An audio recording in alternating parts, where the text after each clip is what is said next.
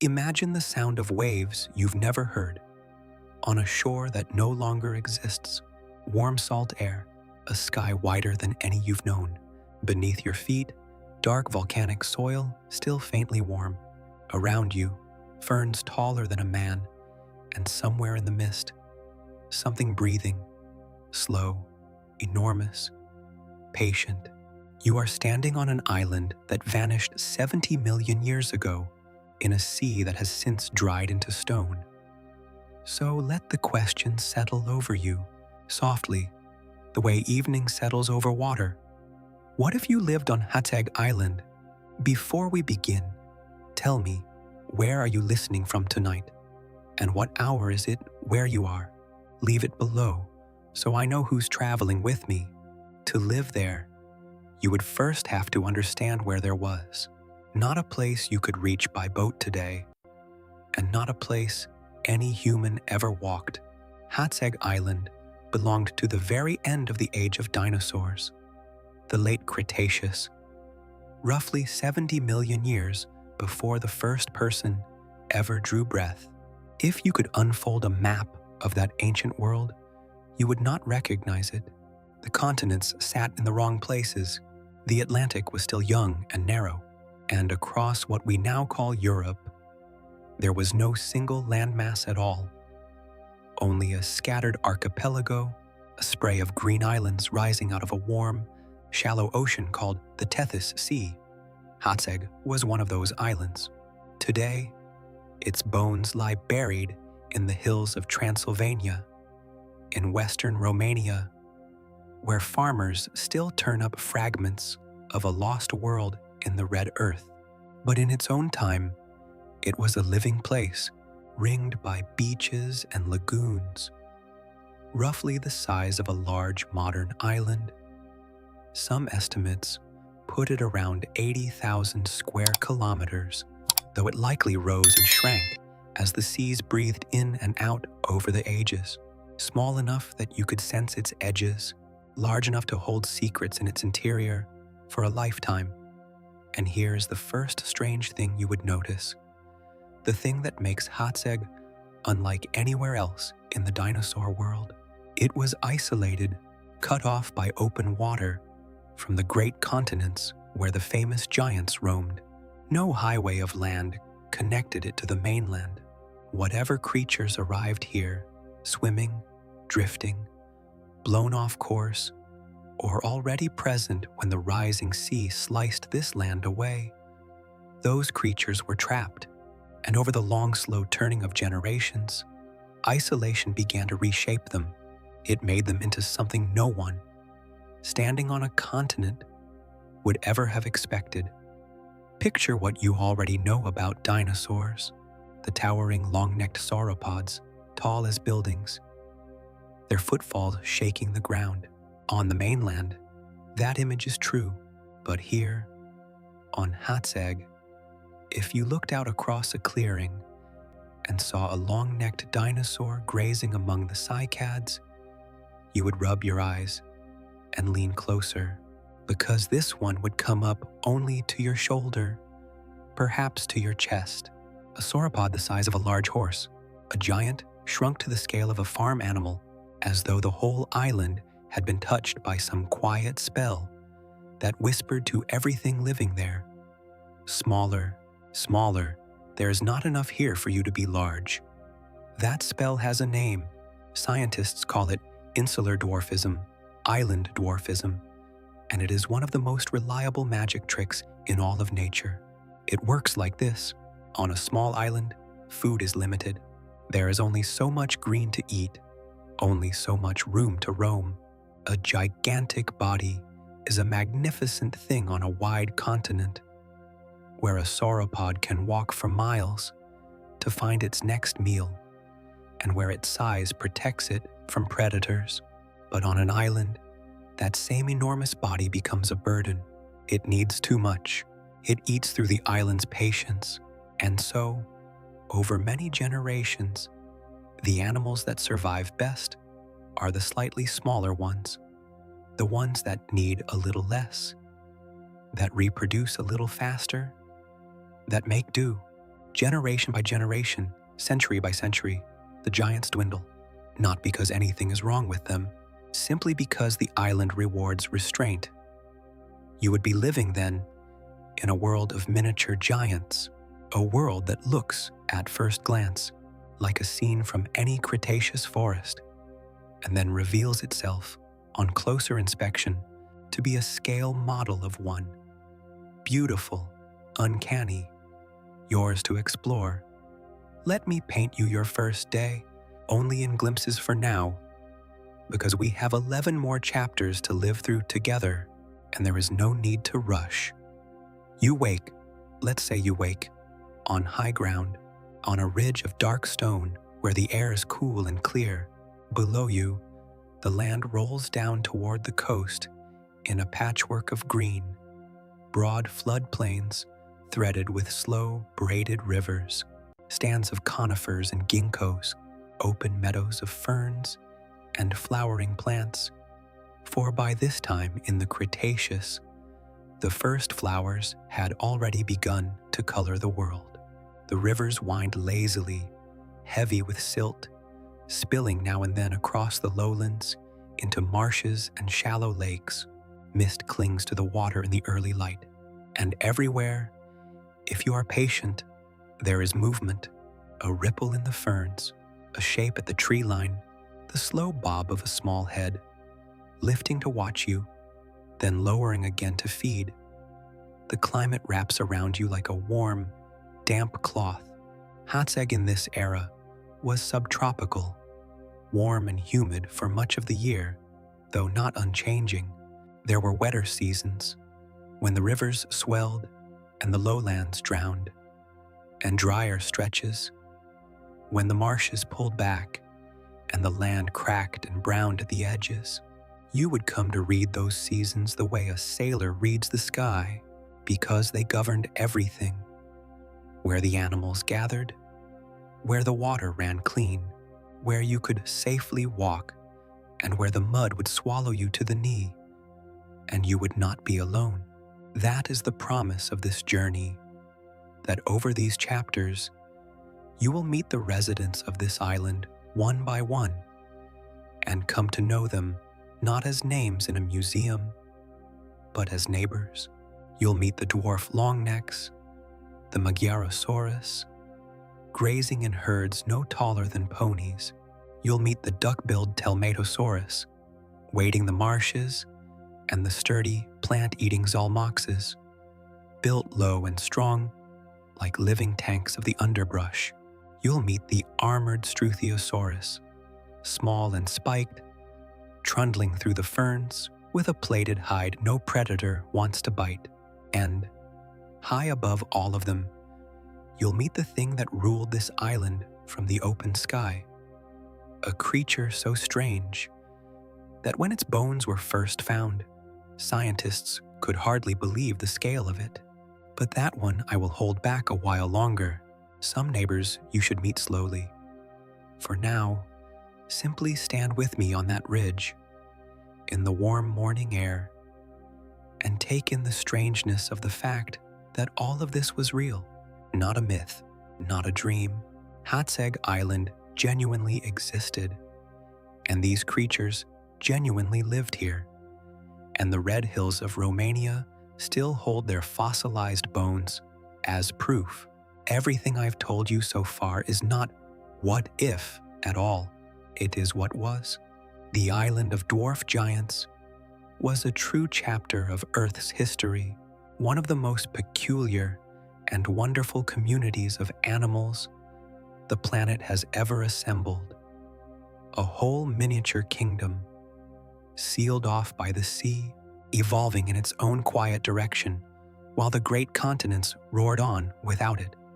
Our journey together will move gently between those two layers, the true and the imagined, the bones we have found, and the life we can picture wrapped around them. When I tell you what these animals were, their size, their shape, the shape of their world, I will be telling you the truth as far as science can reconstruct it. And when I invite you to feel that world, to walk its shores and smell its rivers, and watch its herds move through the evening light, we will both understand that this part is a gift of imagination, built carefully on the frame of what is real. That is the pleasure of a place like this. There is enough truth in it to hold the weight of any daydream. Notice already how much this island asks you to unlearn. You arrived expecting monsters and thunder, the Cretaceous of the imagination, all teeth and terror. Instead, you have found something softer and stranger, a world scaled down, slowed down, a place where the giants are gentle and pony-sized, where the greatest danger comes not from the ground, but from the sky, and where the whole drama of survival plays out in a quiet, closed room, watched over by warm rain and drifting mist. There is a particular feeling that comes with standing in a place like this. It is the feeling of being very small inside something very old. The rivers below you have been running, in their braided and shifting way, for longer than you can hold in your mind. The ferns at your feet come from lineages older than the flowers, and the animals moving through the meadow have been here in their island isolation for generations beyond counting, long enough for the sea itself to have carved them into a new and smaller shape.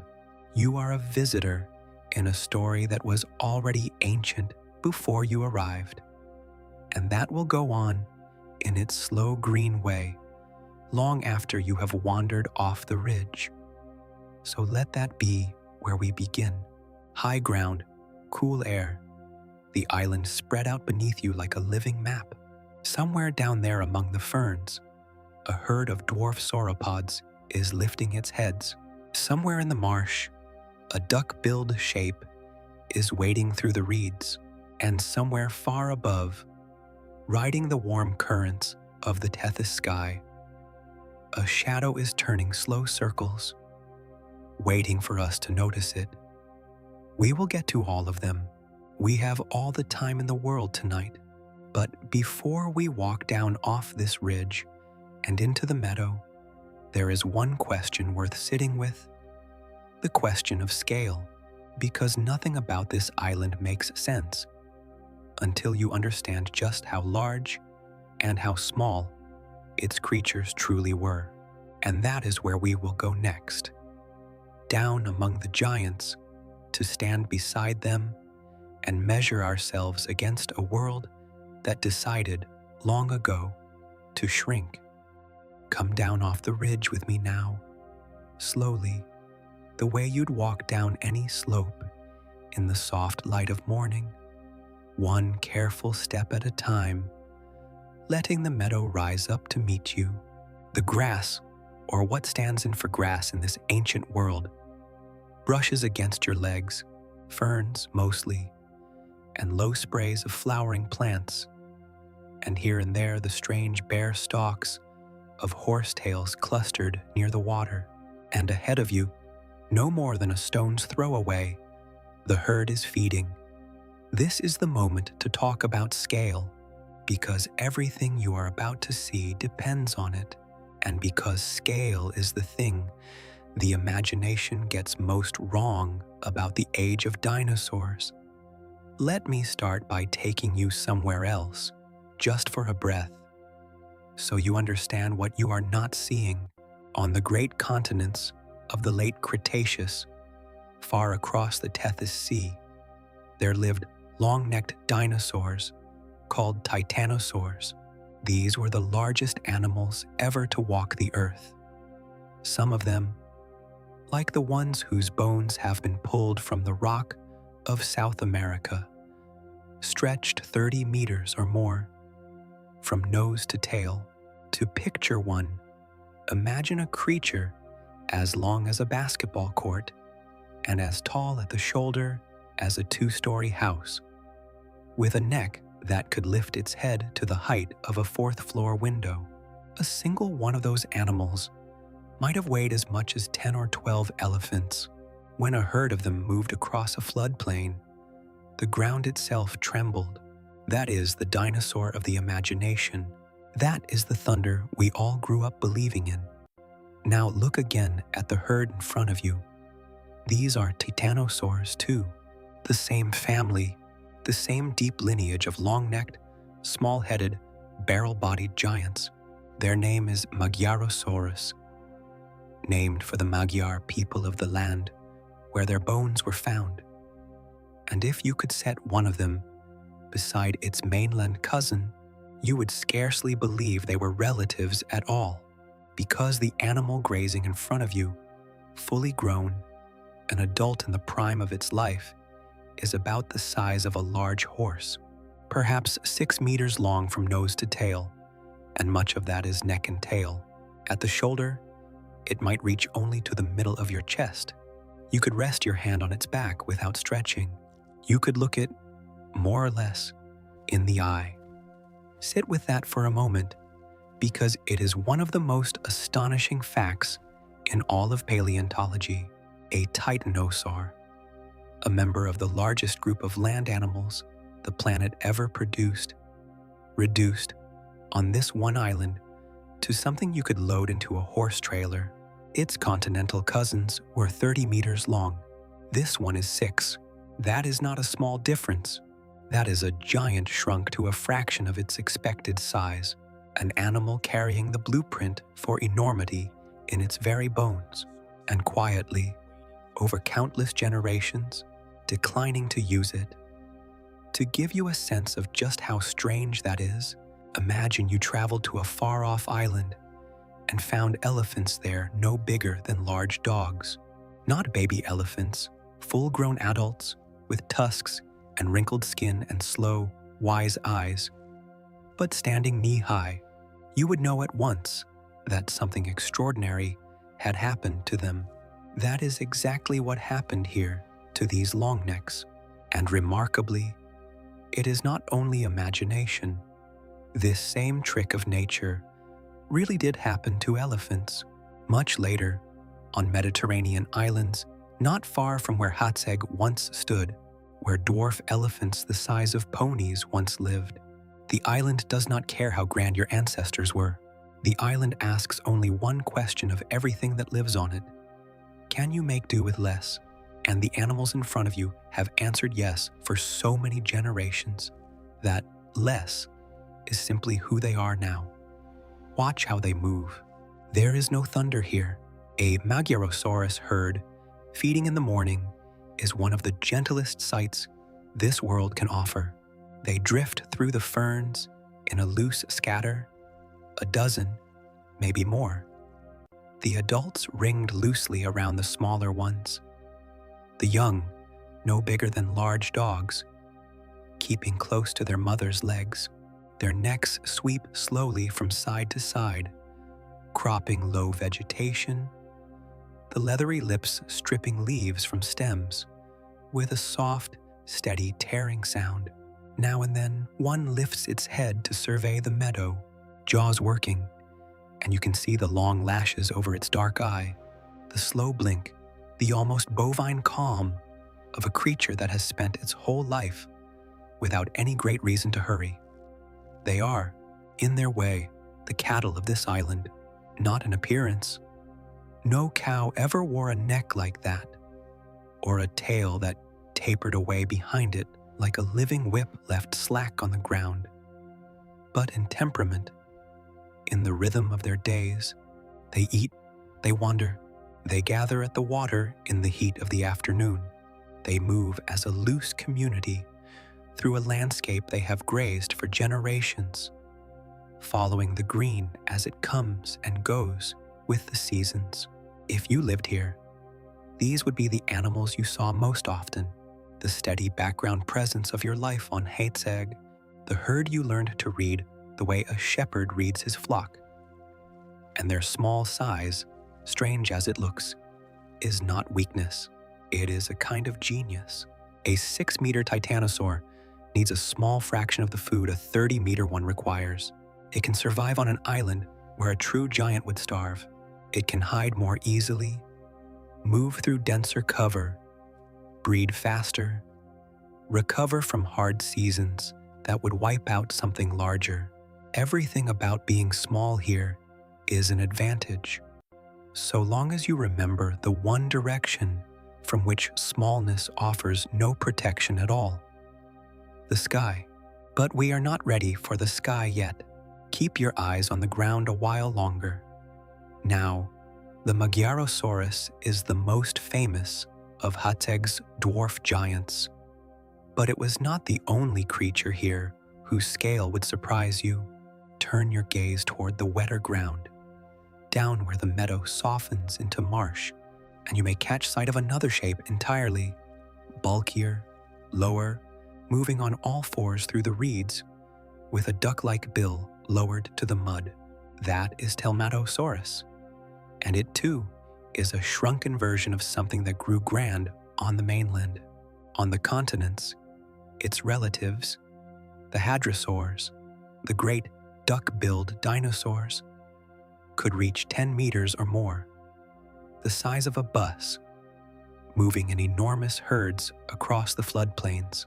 Here, Telmatosaurus tops out at around 5 meters, closer to the size of a small car, a stocky, unhurried animal, chewing its way through the wet lowlands, with rows of teeth so numerous and so tightly packed that they formed a grinding surface like a living millstone.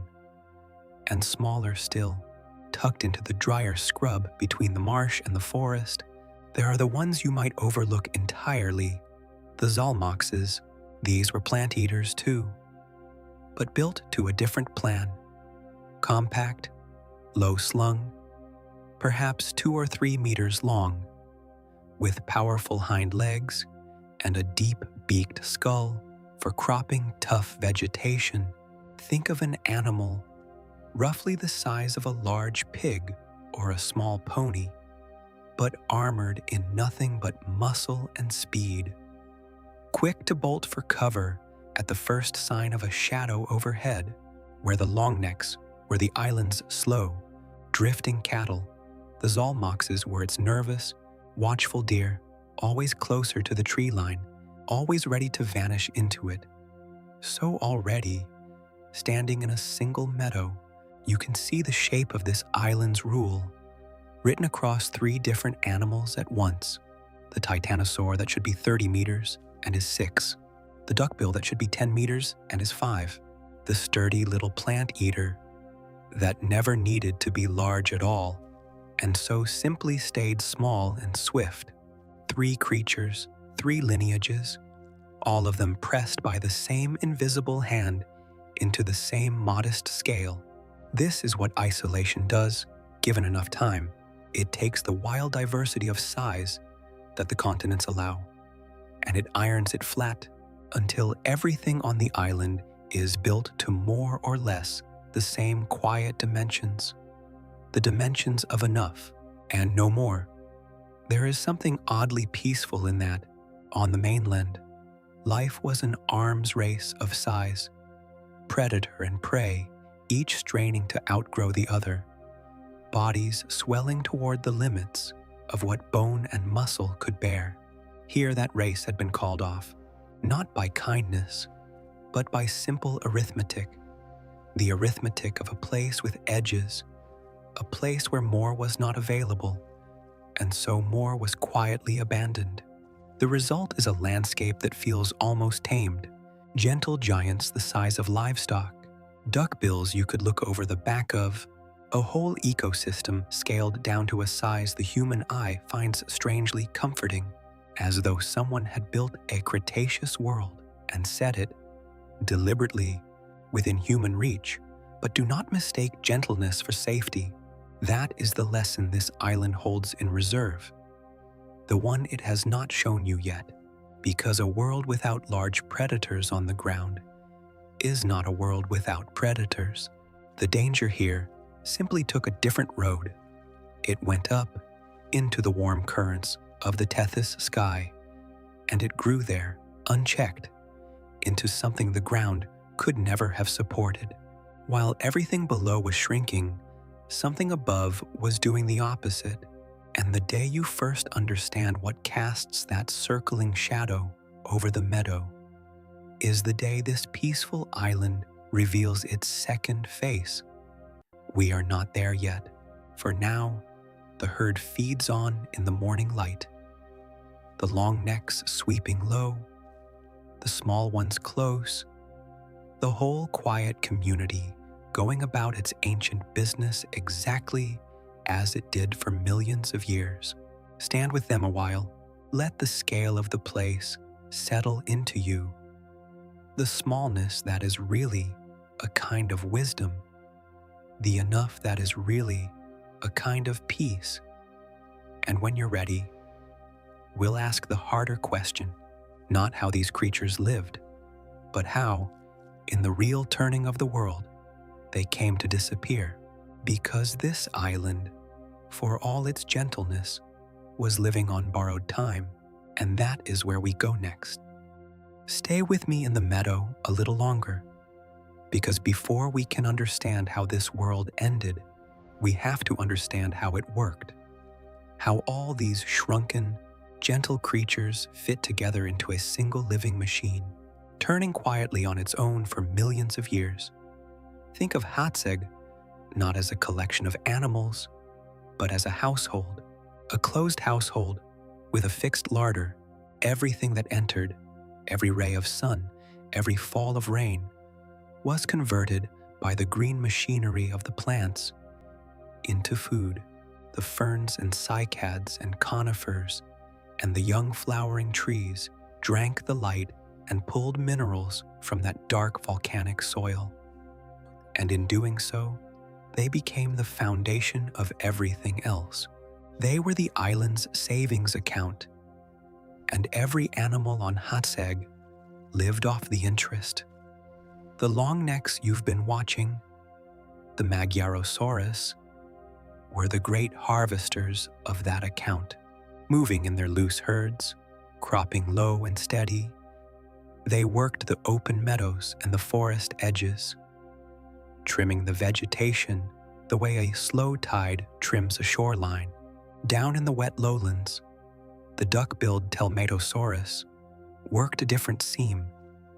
The soft, water-rich plants of the marsh ground to pulp between those 1,000 tight-packed teeth, and in the scrub between, the little zalmoxes took the tougher, drier growth, the stems and low shrubs that the others passed over.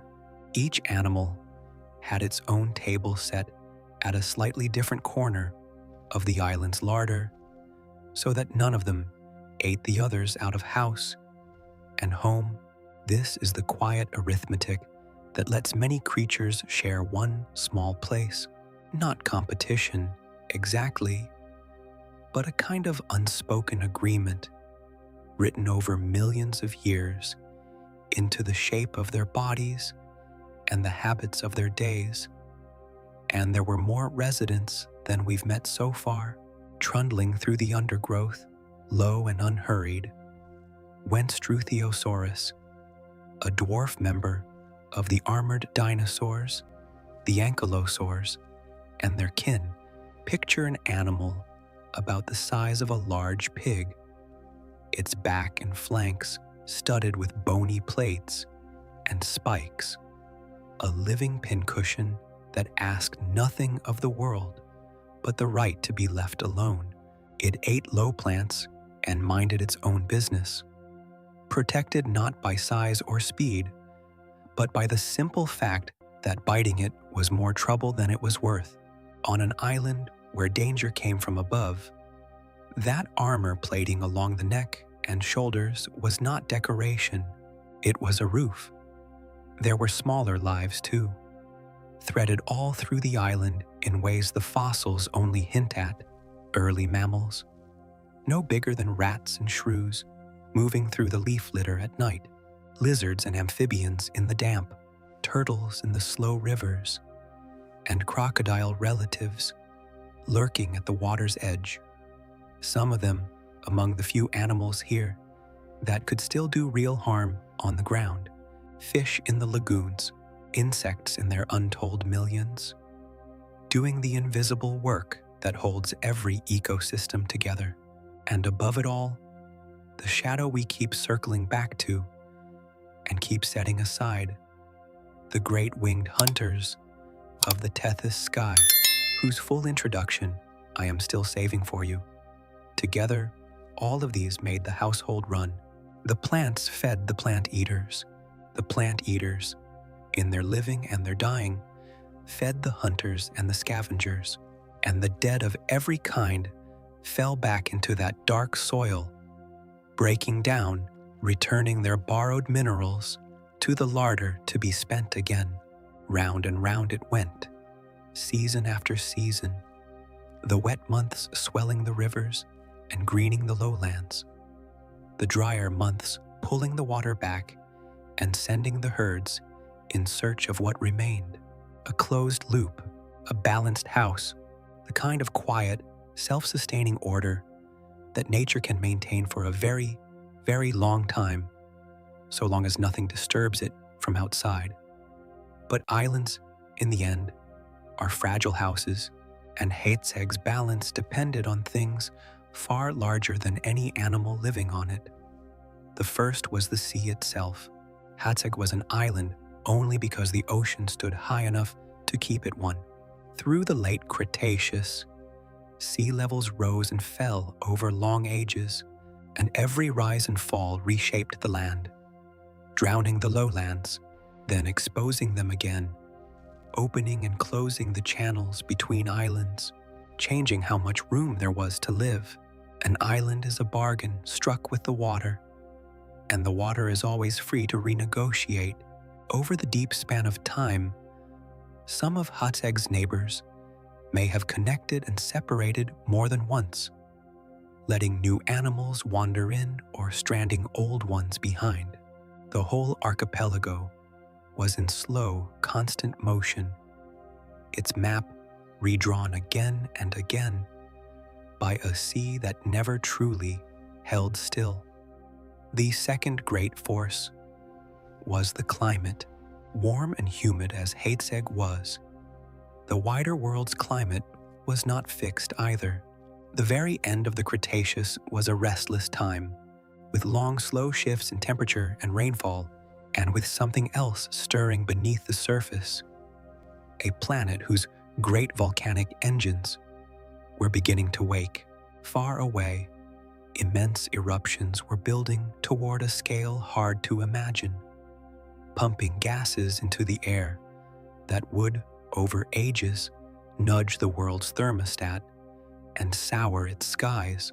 None of this would have been visible from a Hațeg meadow on any given morning, but it was the weather behind the weather, the deep tide that all the island's small tides answered to. And then came the ending, not a slow one, a sudden one. Around 66 million years ago, not so long after the last of the scenes we've been imagining, something struck the Earth from space, an asteroid some 10 kilometers across, a mountain of rock falling out of the sky, slamming into the shallow seas off what is now Mexico, half a world away from Hațeg. In an instant, it released more energy than all the world's weapons combined many times over. It threw a curtain of rock and dust and vapor high into the atmosphere, so much of it that the sky itself dimmed. For a time, across the whole planet, the sun went gray and cold, and when the sunlight failed, the green machinery failed with it. The plants faltered, the larder, everywhere on Earth, ran dry. You can follow what happens next through everything we've just built.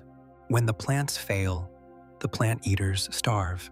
When the plant eaters starve, the hunters and scavengers that lived off them starve close behind. The closed household of Hațeg, the harvesters, the marsh grazers, the armored ones, the great winged shadows, all of it depended on that steady conversion of sunlight into leaf. And now the sunlight was gone. The gentle giants had survived isolation, survived the shrinking sea and the shifting climate, survived every ordinary hardship an island could throw at them, but nothing on Hațeg, and almost nothing anywhere on Earth larger than a house cat could survive the sky going dark in the span of what may have been only years. The whole living machine wound down and stopped. The dwarf titanosaurs, the duckbills, the zalmoxes, the armored trundlers, the winged hunters, gone, not driven off, not outcompeted, simply switched off, along with 3/4 of all the species alive on the planet, in the greatest ending the world has ever known. The island did not vanish that day. The land remained, but the life that had made it Hațeg, that particular, peculiar, irreplaceable community of shrunken giants, was over.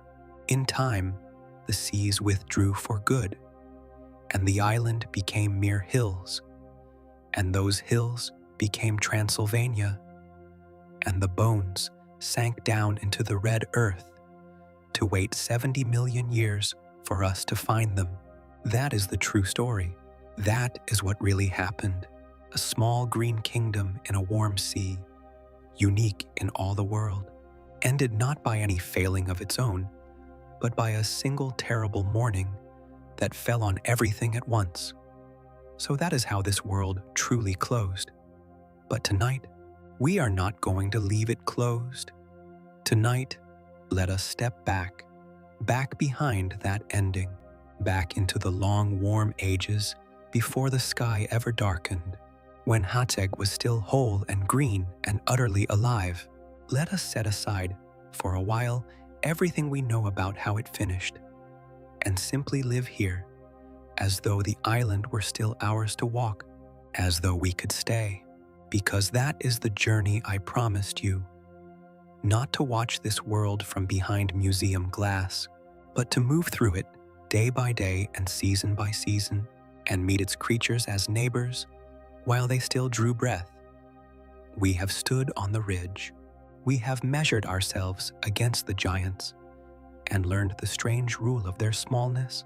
We have seen how the whole household turned, and how one day it stopped. Now we come down off the high ground of history entirely and into the low, living green of the island itself.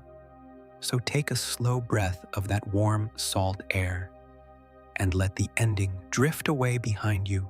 Ahead lies your first true day on Hațeg, the ground beneath your feet, the herds in the meadow, the rivers winding down to a sea that has not yet risen to claim anything.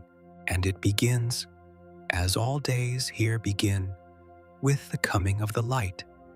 The light comes to Hațeg the way it comes to any warm island, not all at once, but in stages, a slow lifting of the dark. It begins as a grayness in the east, over the sea, where the sky and the water are still the same colorless thing. Then a line appears between them, the horizon drawing itself, and the gray warms toward rose, and the rose toward gold. And at last the sun lifts clear of the Tethys and lays a bright road across the water, straight to the shore where you stand. You feel the warmth of it on your skin before you feel anything else. That is the first fact of life here, the one your body learns before your mind does. This is a warm world, and the warmth is kind. Let us walk the island properly now, from the water's edge inward, so you learn the shape of the place you're going to live. Start at the shore. The beaches of Hațeg are not the white sand you might picture. They are darker, coarser, streaked with the black grit of volcanic rock. For this island was born of fire long ago, and still remembers it in its bones. The waves come in long and easy across the shallow sea, and where they meet the land, they leave a rack line of drifted plant matter, broken shells, the cast-off shapes of sea creatures wade into your ankles, and the water is warm as a bath, clear enough to see your feet, alive with small darting fish. This shallow, sun-warmed sea is the reason the whole island exists as it does. A gentle, tropical water that moderates every season, that keeps the frost away entirely, that breathes moisture into the air to fall again as rain on the green interior. Turn your back to the sea and walk inland, and the land rises to meet you in bands, each with its own character. First, the coastal lowlands, flat, wet, generous ground, where the rivers finish their long journey to the sea. Here the land is a maze of water. Braided rivers split and rejoin across broad floodplains, dropping their loads of pale silt, building up banks and bars and islands within the island. Between the river channels lie marshes and shallow lakes and stretches of soft, sucking mud fringed with reeds and horsetails and low, water-loving plants. This is rich country, the richest on Hațeg, thick with food and thick with life. But treacherous too, for the mud can take a leg and the channels shift without warning. And what was solid ground in the dry season may be waist-deep water when the rains come. It is here, in these lowlands, that you'll see the duck-billed Telmatosaurus most often, wading the shallows with its broad bill lowered, dredging up the soft green pulp of the water plants. And it is here that you must walk most carefully, because the water's edge is one of the few places on this island where death still waits at ground level. The crocodile relatives lie half-sunk in the shallows, still as logs, patient as stone, on an island stripped of large ground predators. These ancient ambush hunters of the waterline kept their old trade alive. You learn quickly to read the difference between a log and a thing that is only pretending to be one. You learn to drink from moving water, not still. You learn that the lowlands give the most and ask the most in return. Climb up out of the floodplain, and the ground firms beneath you. Now, you're in the middle country, gentle rolling land, well-drained, clothed in open forest and meadow. Stands of conifers rise here, tall and straight, their resinous scent sharpening the warm air. Ginkgo trees spread their fan-shaped leaves. Cycads squat in the understory, stiff and palm-like, and among them, threaded everywhere, the newcomers to the Cretaceous world, the flowering plants, the first blush of true color in Earth's long green history, magnolias and their relatives, low flowering shrubs, blossoms that had existed for only a geological eye blink and were still, in this age, a fresh idea. If you lived here, you would be among the first creatures in the history of the planet to walk through anything a human would recognize as a garden. Bees and beetles worked those early flowers. The air, in the flowering season, carried a sweetness on it that no earlier age of the world had ever known. This middle country is the heart of your island. It is where the Magyarosaurus herds drift and graze, where the light falls dappled through the canopy, where the walking is easy and the food is plentiful and the ground stays solid underfoot.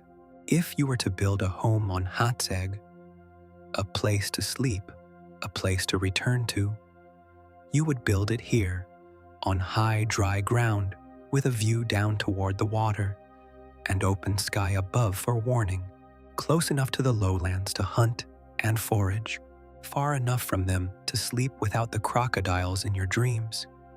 Keep climbing, and the land grows wilder, the forest thickens, then thins again as you rise toward the island's rocky spine.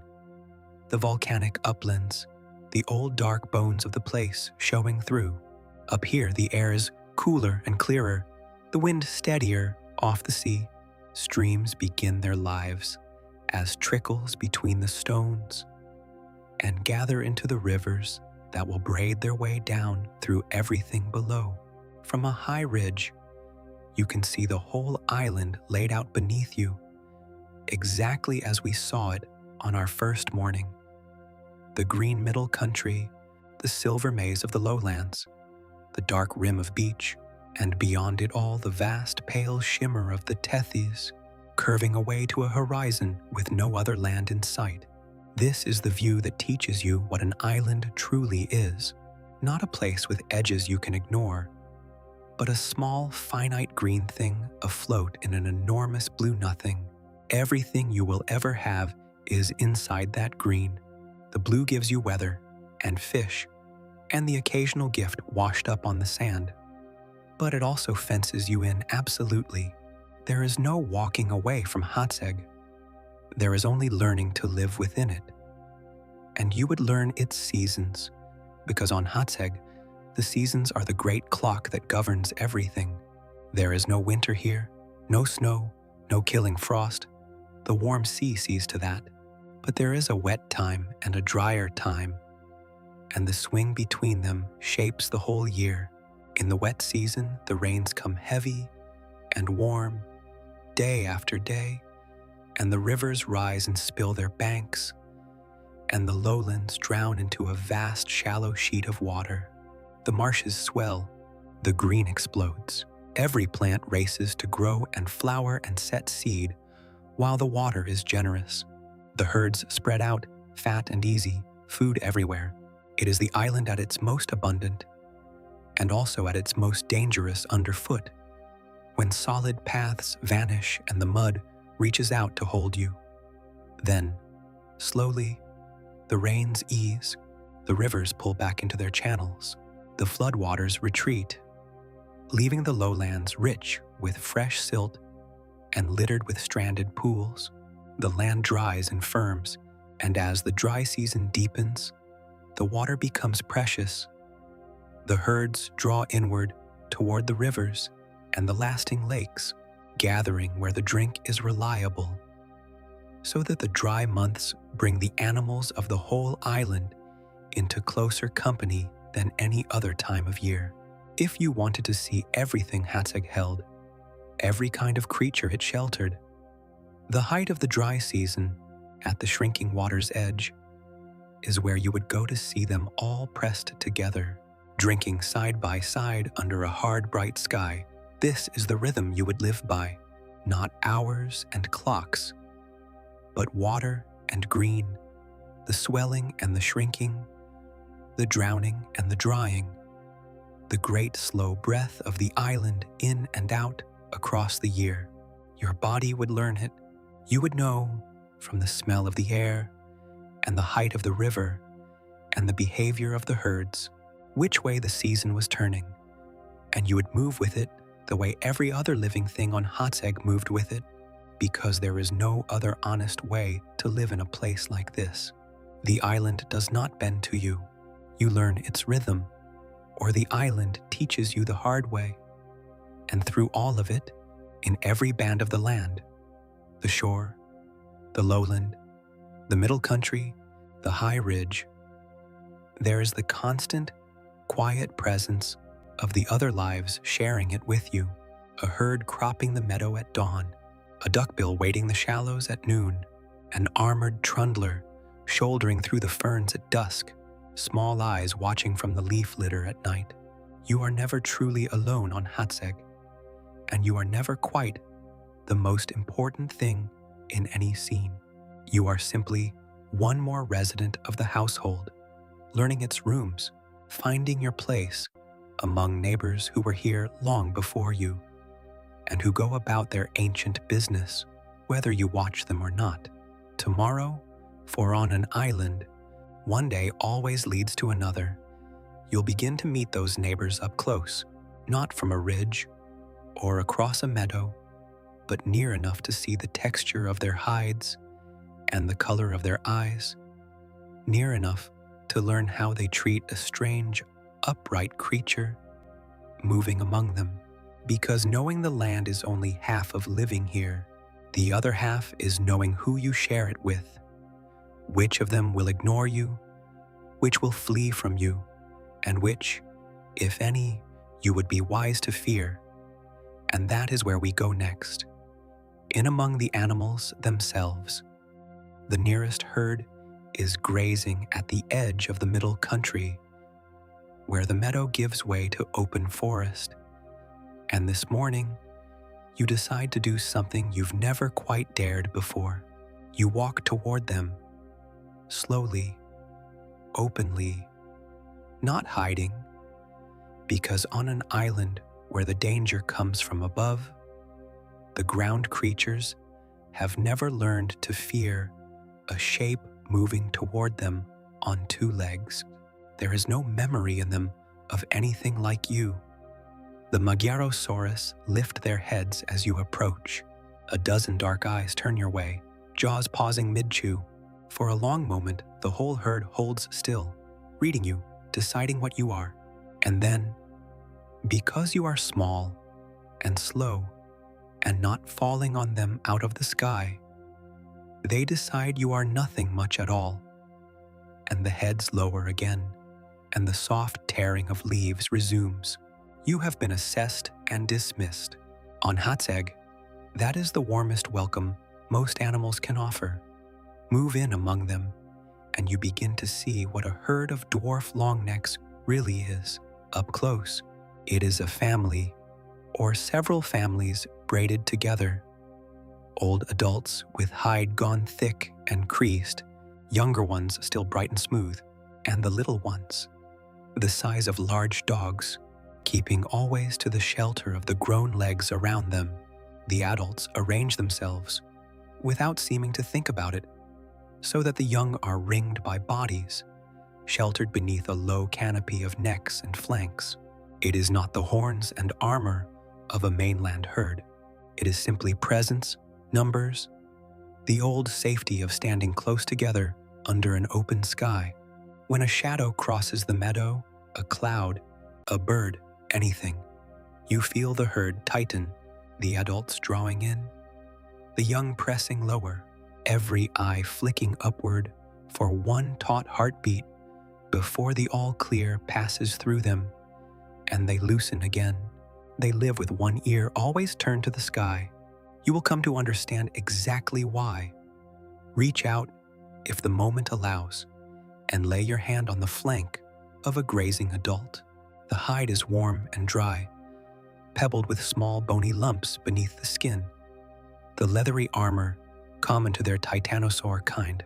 You can feel the great slow bellows of the lungs, the deep unhurried heartbeat, the faint tremor as the jaws work. This close, the animal smells of crushed ferns and warm earth and something muskier underneath. It shifts its weight, unbothered by your touch, and goes on eating, and you realize you are doing a thing no human being has ever truly done, standing hand on hide beside a living titanosaur, close enough to feel it breathe, on ground it has grazed for 100 generations. The wonder of it settles into you quietly, the way everything on this island arrives quietly. No thunder, just the warm flank rising and falling under your palm. Leave the herd to its mourning and walk down toward the wetter ground, and you'll come into the country of the Telmetosaurus, the duckbills. These are warier than the longnecks, not frightened, but watchful, quicker to move off if you press too close. They work the marsh in loose groups, their broad flat bills dredging the shallows, and when they lift their heads to chew, you can hear the wet grinding of those 1,000-packed teeth, a sound like a slow mill. Now and then, one throws its head back and lets out a call, a deep, resonant, hooting note that rolls out across the water and is answered from somewhere in the reeds. The lowlands are full of that sound in the early hours, the duckbills calling back and forth, keeping the scattered group in touch across the maze of channels. If you ever felt lonely on Hațeg, you could stand at the edge of the marsh at dawn and let that sound wash over you and know that the island was awake and talking to itself all around you. The duckbills tolerate you at a distance. Come too near and they simply wade away, unhurried, putting a channel of water between you and them, and go on feeding on the far side. There is no aggression in it, only the sensible caution of a large, slow animal that has decided not to take chances with an unfamiliar shape over days and weeks. If you kept your distance and did them no harm, they might let you closer. Animals learn, and a creature that never threatens becomes, in time, part of the furniture of a place. You could become, to the Telmatosaurus, simply another feature of the marsh. Like the herons and the drifting logs, it is a strange kind of belonging, but on an island, you take the belonging you can get. Turn now to the scrub between marsh and forest, and meet the nervous ones, the zalmoxes. These small, sturdy plant eaters are the deer of Hațeg, and they treat you accordingly. Where the longnecks dismiss you and the duckbills tolerate you, the zalmoxes flee. Come around a stand of ferns and startle one, and it will be gone before you fully registered it was there. A compact brown shape, exploding into motion on powerful hind legs, crashing away through the underbrush toward the tree line and vanishing. They live on a hair trigger, these ones, and for good reason. Small enough to be prey to the few things on Hațeg that hunt at ground level, and small enough to be snatched from above, they have made speed and vigilance their whole way of life. You rarely see a zalmoxes at rest. You see the aftermath of one, the shaking fern, the drumming of feet fading into the forest. To spend time near them is to be forever the cause of small panics, an accidental terror moving through the scrub. And then there is the one that treats you with a magnificent, armored indifference. Struthiosaurus, come upon one of these in the undergrowth, and it will neither flee nor threaten. It will simply stop, plant its low body against the earth, and wait for you to lose interest. Everything about it says the same thing. I am not worth the trouble, and I know it. The back and flanks bristle with bony plates and spikes. The neck and shoulders are shielded like a fortress roof. Walk around it, and the animal turns slowly to keep its armored side toward you, its soft belly always away.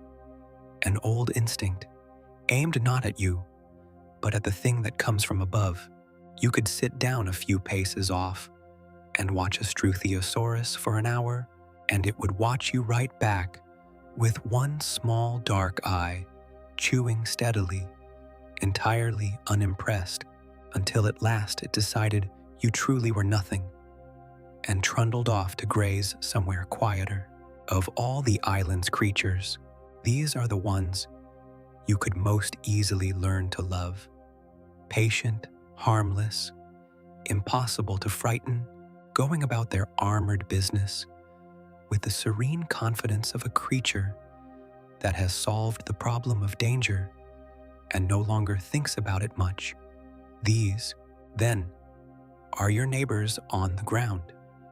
The dismissive giants, the watchful duckbills, the panicking little grazers, the unbothered armored tanks, and between and around them, all the smaller lives, the lizards flickering over sun-warmed rock, the early mammals asleep in their burrows waiting for dark, the turtles hauled out on the riverbanks, the crocodile relatives holding their patient vigil at the water's edge, each one relating to you a little differently, each one teaching you by how it responds, where you stand in the quiet order of the island, because that is the thing you slowly come to understand.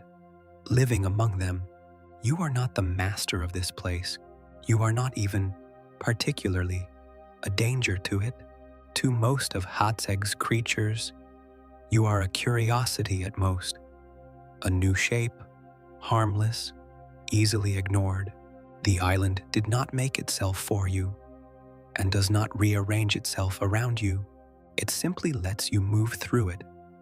One more warm-blooded thing among many, finding your narrow way between the herds and the marshes and the sleeping armored ones.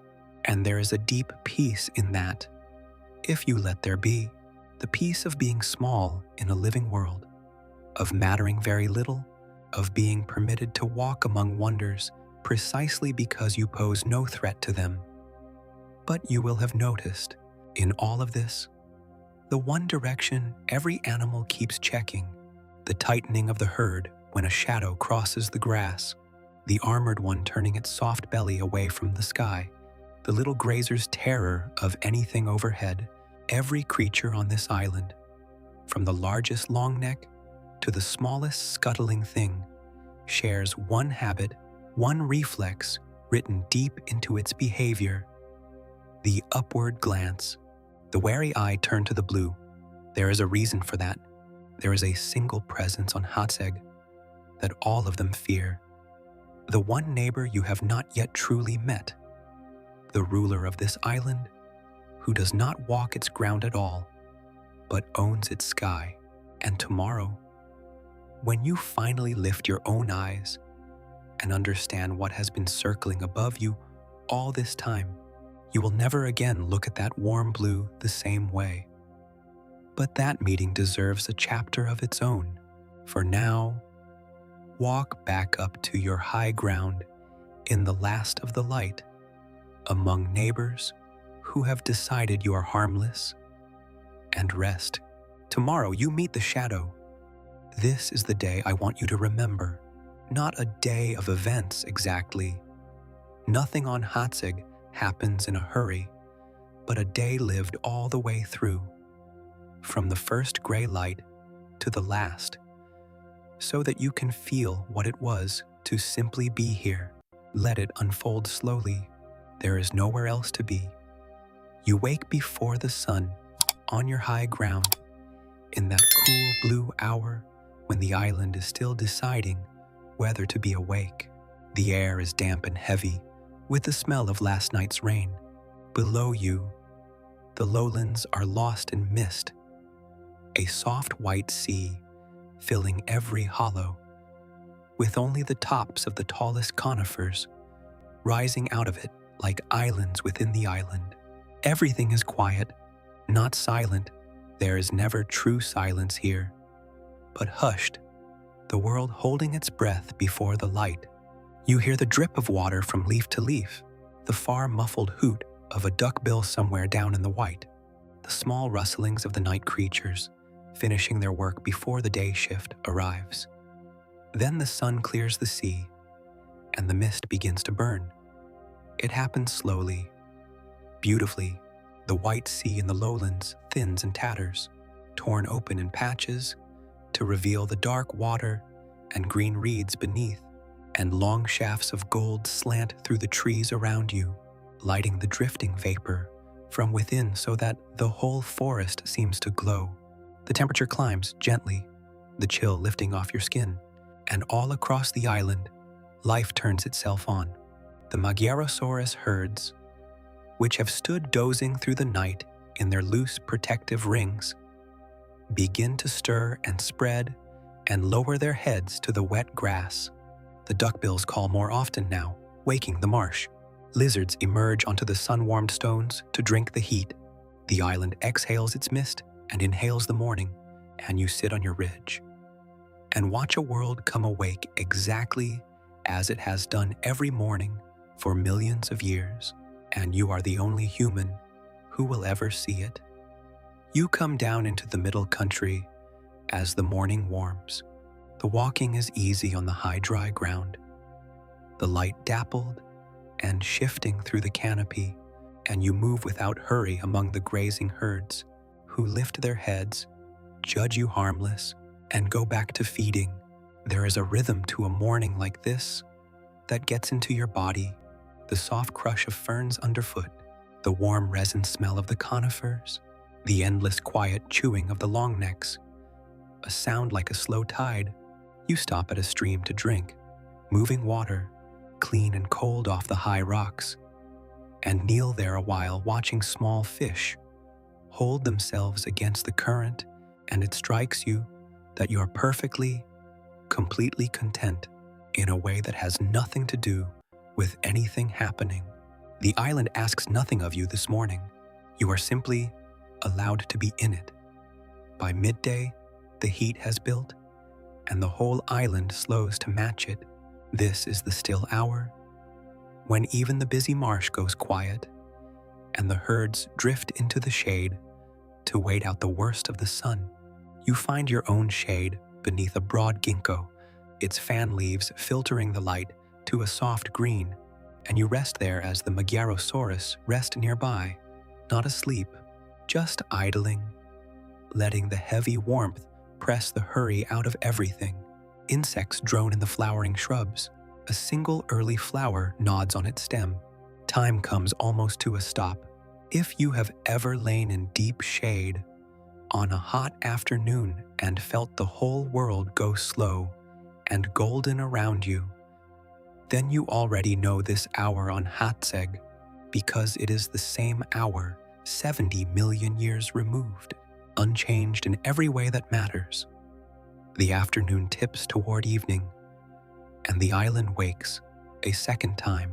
As the heat eases, the herds spread out again to feed in the cooler light, and the long gold of late day comes slanting through the trees. This is the most beautiful hour on Hațeg. The light gone honey thick, every fern edge and hide, and ripple of water rimmed in warm gold. Long blue shadows stretching out across the meadows. The duckbills move out into the open shallows to feed, their calls rolling across the water. A little group of zalmoxes ventures nervously to the edge of the tree line to crop the evening grass, ready to bolt at the first alarm.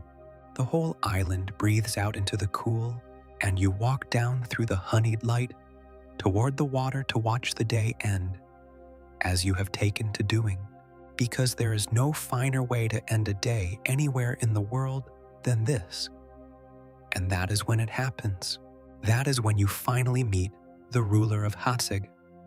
You are standing near the open shallows, in the low gold light, when you notice the herds change. It moves through them like a wind, the long necks lifting their heads all at once, the young pressing in, the duckbills going still in the water, the little grazers vanishing from the tree line in a single silent instant. Every animal in sight has stopped, and every animal in sight is looking the same way. Not at you, past you, and upward you turn, and a shadow slides across the meadow. At first, your mind refuses the scale of it. Something is coming down the sky toward the water on wings so wide they seem to belong to the clouds themselves. A span you would measure not in the size of a bird, but in the length of the tallest trees, stretched from tip to tip across the evening. It comes gliding, unhurried, riding the cooling air, and as it banks, you see the impossible shape of it. A body slung beneath those vast wings, a neck long and stiff, and at the end of that neck a head, a skull longer than a tall man is high, tapering to a great spear of a beak. It is not a bird. It has no feathers, no song. It is a pterosaur, a winged reptile, and it is the largest flying creature the world has ever produced or ever will. Its name is Hatzegopteryx, the winged one of Hațeg, and it is the answer to every upward glance you have seen since you arrived. On the mainland, the top predators walked on two great legs and hunted across the ground. But Hațeg, cut off by the sea, never received those hunters, and into that empty throne stepped this, a pterosaur that grew, unchecked, into the role of apex predator until it ruled the whole island from above. This is why the giants shrank, and the grazers panic at shadows, and the armored one turns its soft belly from the sky, not because of anything on the ground. Because of this, You watch frozen as it descends, and here's the thing that empties the breath from your chest. It does not stay in the air. It comes down. It lands at the far edge of the shallows, folding those enormous wings. And now it stands. And standing, it walks, not clumsily. It moves on all fours. The folded wings become forelimbs, and upright on the ground, it is as tall at the shoulder as a giraffe, its head towering higher still on that stiff neck, pacing the water's edge with slow, deliberate, stalking steps. This is how it hunts, not always by diving, by walking the island on foot, a titan on the ground as much as in the air, tall enough to look a standing longneck in the eye and take it whole. The young of the herds, the zalmoxes, anything it can seize and swallow, all of it lives under the shadow of this patient, pacing giant. You do not move. Some old animal wisdom holds you perfectly still in the fern shadow, small and quiet, while the greatest predator of the island stalks the shallows 100 paces off, its huge head swinging low over the water, hunting in the last of the gold light. It has not seen you, or it has, and judged you too small to bother with, the way everything here has judged you too small to bother with. And for the first time since you arrived, that smallness feels like the only thing keeping you alive. You hold your breath, and you watch the ruler of Hațeg hunt in the sunset, and you understand, at last and completely, the fear that every creature on this island carries in its bones. The light fails. The Hatzegopteryx takes something at the water's edge. You don't quite let yourself see what, and after a while, it unfolds those vast wings and, with a running lurch and a downstroke that flattens the reeds, hauls itself back into the darkening air and is gone, a shrinking shadow against the first stars. Slowly, the island breathes again. The herds loosen. The duckbills resume their calling, and you find your way back up to your high ground in the dark, heart still going hard, more alive than you have ever been. That is a day on Hațeg. The mist and the gold and the terrible beauty of the shadow. Tomorrow, we will follow that shadow further and learn what it means for the whole balance of the island that its king comes down out of the sky, and what happens in a closed world like this when the balance is disturbed. But not tonight. Tonight you have met the ruler of Hațeg, and that is enough. For a long while, life on Hațeg goes on as you've come to know it, and you fall into the island's rhythm so completely that you stop counting days, the mist and the gold, the herds in the meadow, the shadow that crosses now and then and empties the world of sound before it passes on. You learn where the water runs cleanest, which slopes catch the morning sun, where the zalmoxes graze at dusk, and where to sit downwind of the duckbills without spooking them. You come to feel, in a way you never quite have anywhere else, that you understand a place, that you have read its balance and found your quiet slot within it. And then the balance shifts, and you learn how little you understood. It begins with the rain, or rather, with the rain not coming. The wet season, which should have arrived by now, holds off. The sky stays hard and bright day after day, week after week, and the rivers that should be swelling instead keep falling. This has happened before. In the island's long history, the seasons were never perfectly reliable, but this year the dry stretches on far past its usual length, and slowly, all around you, you begin to watch a closed world respond to a single missing thing, because that is what an island is. A room with the doors shut. On a continent, a drought means the herds can walk 100 miles to wetter ground. Here, there is no wetter ground to walk to. There is only the island, and the island is drying, and every creature on it must meet that fact where it stands. Watch how it moves through the household, step by step, because this is the real lesson of the chapter: how one change becomes 10, how a shift in the weather becomes a story that touches every life on Hațeg. The plants feel it first. The green of the lowlands, so lush in a normal year, begins to yellow and stiffen and pull back toward the shrinking watercourses. The flowering shrubs drop their blossoms early. The tender marsh plants, so much of them dependent on standing water, wither as the water withdraws, until the broad, rich marshes are reduced to cracked mudflats, threaded with a few dwindling channels. The island's larder, its great savings account of green, is being emptied faster than the sun can refill it, and everything that lives off that larder must now compete for a shrinking share. The plant eaters feel it next. The Telmatosaurus, the duckbills, lose their marsh almost entirely and must crowd along the last channels, jostling for the failing greenery. Growing thin, the Magyarosaurus herds, forced off the drying meadows, press inward toward the rivers and the few lasting pools, and here something happens that you have never seen in a normal year.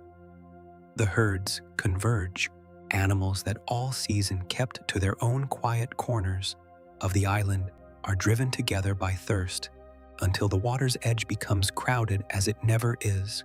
Longnecks and duckbills, and even the nervous zalmoxes, all drawn to the same shrinking drink, all pressed into the same small green margins that remain. The dry season always gathers the animals somewhat. This drought gathers them into a crush, and that, for the ruler of the island, changes everything. Because when the prey concentrates, the predator prospers for a while. The Hatzegopteryx no longer has to range the whole island hunting. Its food now comes to the water and stands there, packed together, weakened by thirst and hunger, easy to reach. In the worst weeks of the drought, you see the great shadow more often than you ever have, gliding down to the crowded pools at dusk, stalking the margins on foot among animals, too desperate for water to flee it properly. This is the grim arithmetic of a closed world under stress. The same disaster that starves the plant eaters feeds the hunter, at least at first, laying its table with the weak and the young and the dying. For a season, the ruler of Hațeg has never eaten better. But watch a little longer, because the story does not end there. And this is the part that reveals how deeply everything on an island is tied to everything else. The predator's feast is built on the prey's collapse, and the prey is collapsing. The young of the herds, always the most vulnerable, are taken in numbers no normal year would allow. The thin and the old go down. Fewer plant eaters survive the drought, and those that do are too worn to breed well when it finally breaks. And so, a season or two later, when the rains at last return and the green comes racing back across the lowlands, the herds do not come racing back with it. There are simply fewer of them. The meadows recover faster than the animals that graze them, and for a time, the island is greener and emptier at once. Abundant food, but too few mouths left to eat it. And now the arithmetic turns against the ruler. The great predator, which fed so well while the prey was crowded and weak, now finds an island with too little prey left to sustain a creature of its enormous needs. A Hatzegopteryx is a vast engine that must be fed in the lean years after the drought. With the herds thinned and scattered, the giant that ruled so easily during the crush now struggles, ranges farther, works harder, and in the worst cases, does not make it through. The predator's fortunes rise and fall behind the prey's, always a season late, tied to them by an invisible cord. When the herds crash, the ruler crashes after them. When the herds recover, the ruler recovers after that. Neither is ever truly free of the other. This is the thing the drought teaches you, standing at the edge of a recovering marsh, with the green coming back, and the herds still sparse. That the balance you thought you understood was never a fixed and gentle thing. It was a set of tensions, held taut against each other, every creature's fate roped to every other's. Pull one strand, take away the rain, and the tension runs through the whole web. The plants fail, the grazers thin, the predator gorges and then starves, and even after the rain returns, it takes years for the strands to draw tight again in their old arrangement. An island does not bend and spring back. It lurches and settles and slowly reknits itself into something close to what it was, but never quite identical, because every hard season leaves its mark on who survived to make the next generation. And you begin to see, too, why the ruler matters to the balance, in a way that goes beyond the fear it inspires. In the ordinary years, the Hatzegopteryx is not only a terror in the sky, it is a regulator. By taking the young and the weak and the slow, it keeps the herds from ever swelling past what the island can feed. A world with such a predator is a world held in check from above. The plant eaters never quite allowed to multiply into a plague that would strip the island bare. Remove that check. Imagine an island where the great hunter vanished, and the herds might boom unchecked, breed beyond the land's patience, and eat their way into a famine of their own making. The predator you fear is also, in its way, the thing that keeps the green world green.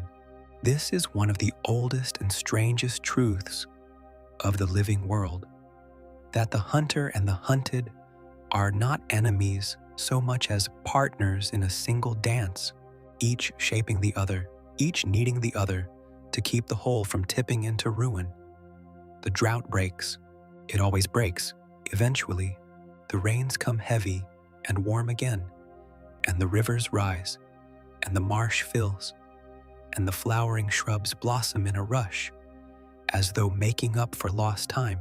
The surviving herds, thinned but enduring, spread back out across the greening land, and their new young, fewer but strong, the offspring of the animals, tough enough to outlast the dry, grow up into a recovering world. The ruler, too, endures in reduced numbers and begins its own slow climb back as the prey returns. Season by season, the strands of the web draw tight again, and in time, if you did not know what you had witnessed, you might walk this island and never guess that it had so recently lurched to the edge and back. But you would know. You stood in the crush at the shrinking water. You watched the shadow feast and then falter. You saw a whole world moved by the absence of a single thing, rain, and learned that nothing here stands alone, that on an island, more than anywhere, every life is knotted to every other, and no creature suffers or prospers by itself.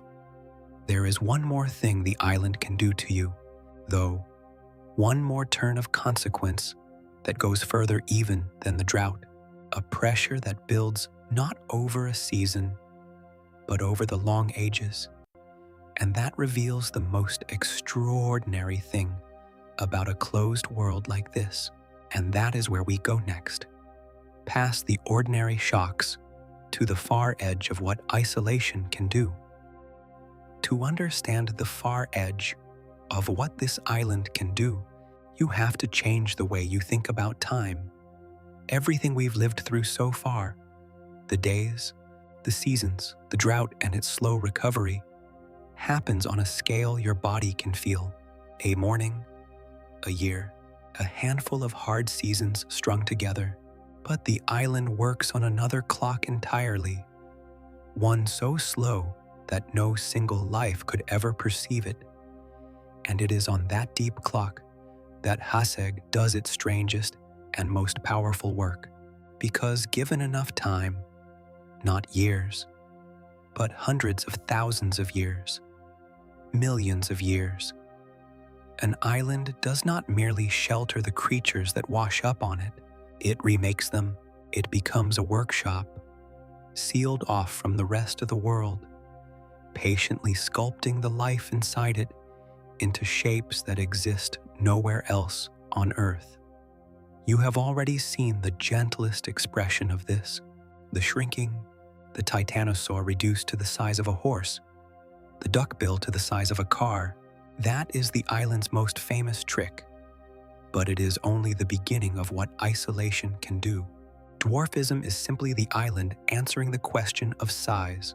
Given long enough, it begins to answer other questions too. Questions of shape, of limb, of the whole plan of an animal's body. And the answers it arrives at, alone out there in the middle of the Tethys, with no continent to correct it, can be very strange indeed. Let me show you the strangest resident of Haçeg. Not the largest, not the most fearsome, but the one that reveals most clearly what a closed world is capable of. You would rarely see it. It was uncommon and quick and kept to itself. But sometimes, in the scrub at the forest's edge, you might catch a glimpse of a low, compact, muscular hunter moving through the ferns. And if you were close enough to see its feet, you would see something that stops the breath. Not one killing claw on each foot, but two, a pair of enlarged, curved, sickle-shaped talons on each hind foot, held up off the ground, ready. Its name is Balaur, a word from old Romanian legend, meaning a kind of dragon, and Bondoc, meaning stocky, thick-set. The stocky dragon, it was a small predator, only around 2 meters long, but built like nothing else in the world. Where its relatives on the mainland were lithe and long-armed, Balaur was heavy and dense, its bones fused and reinforced, its arms shrunken and its hands reduced, and its feet carried that impossible double set of sickle claws, doubling the killing hardware of the ordinary raptor into something that has no exact parallel anywhere in the fossil record of the wider world. When scientists first pieced it together, they could hardly place it, so peculiar was its anatomy that its very identity has been argued over ever since. Some read it as a strange, stocky raptor. Others came to suspect something even more startling. That Balaur was not a running dinosaur of the usual kind at all, but a bird, a member of the lineage that had already taken to the air, which on this island had abandoned flight, come back down to the ground, and reinvented itself as a squat, double-clawed predator, a bird that gave up the sky to become a small dragon in the ferns. Whichever it truly was, the point is the same, and it is the point of this whole chapter. Balaur Bondoc is found nowhere on Earth but Haçeg. It is the island's own invention, a creature the closed workshop built out of whatever raw material washed up on its shores, reshaped over deep time into a form the continents never produced and never would. This is what isolation does at its far edge. It doesn't just shrink, it innovates. It takes an ordinary lineage, cuts it off from the great mixing of the mainland, and left alone with the strange pressures of island life.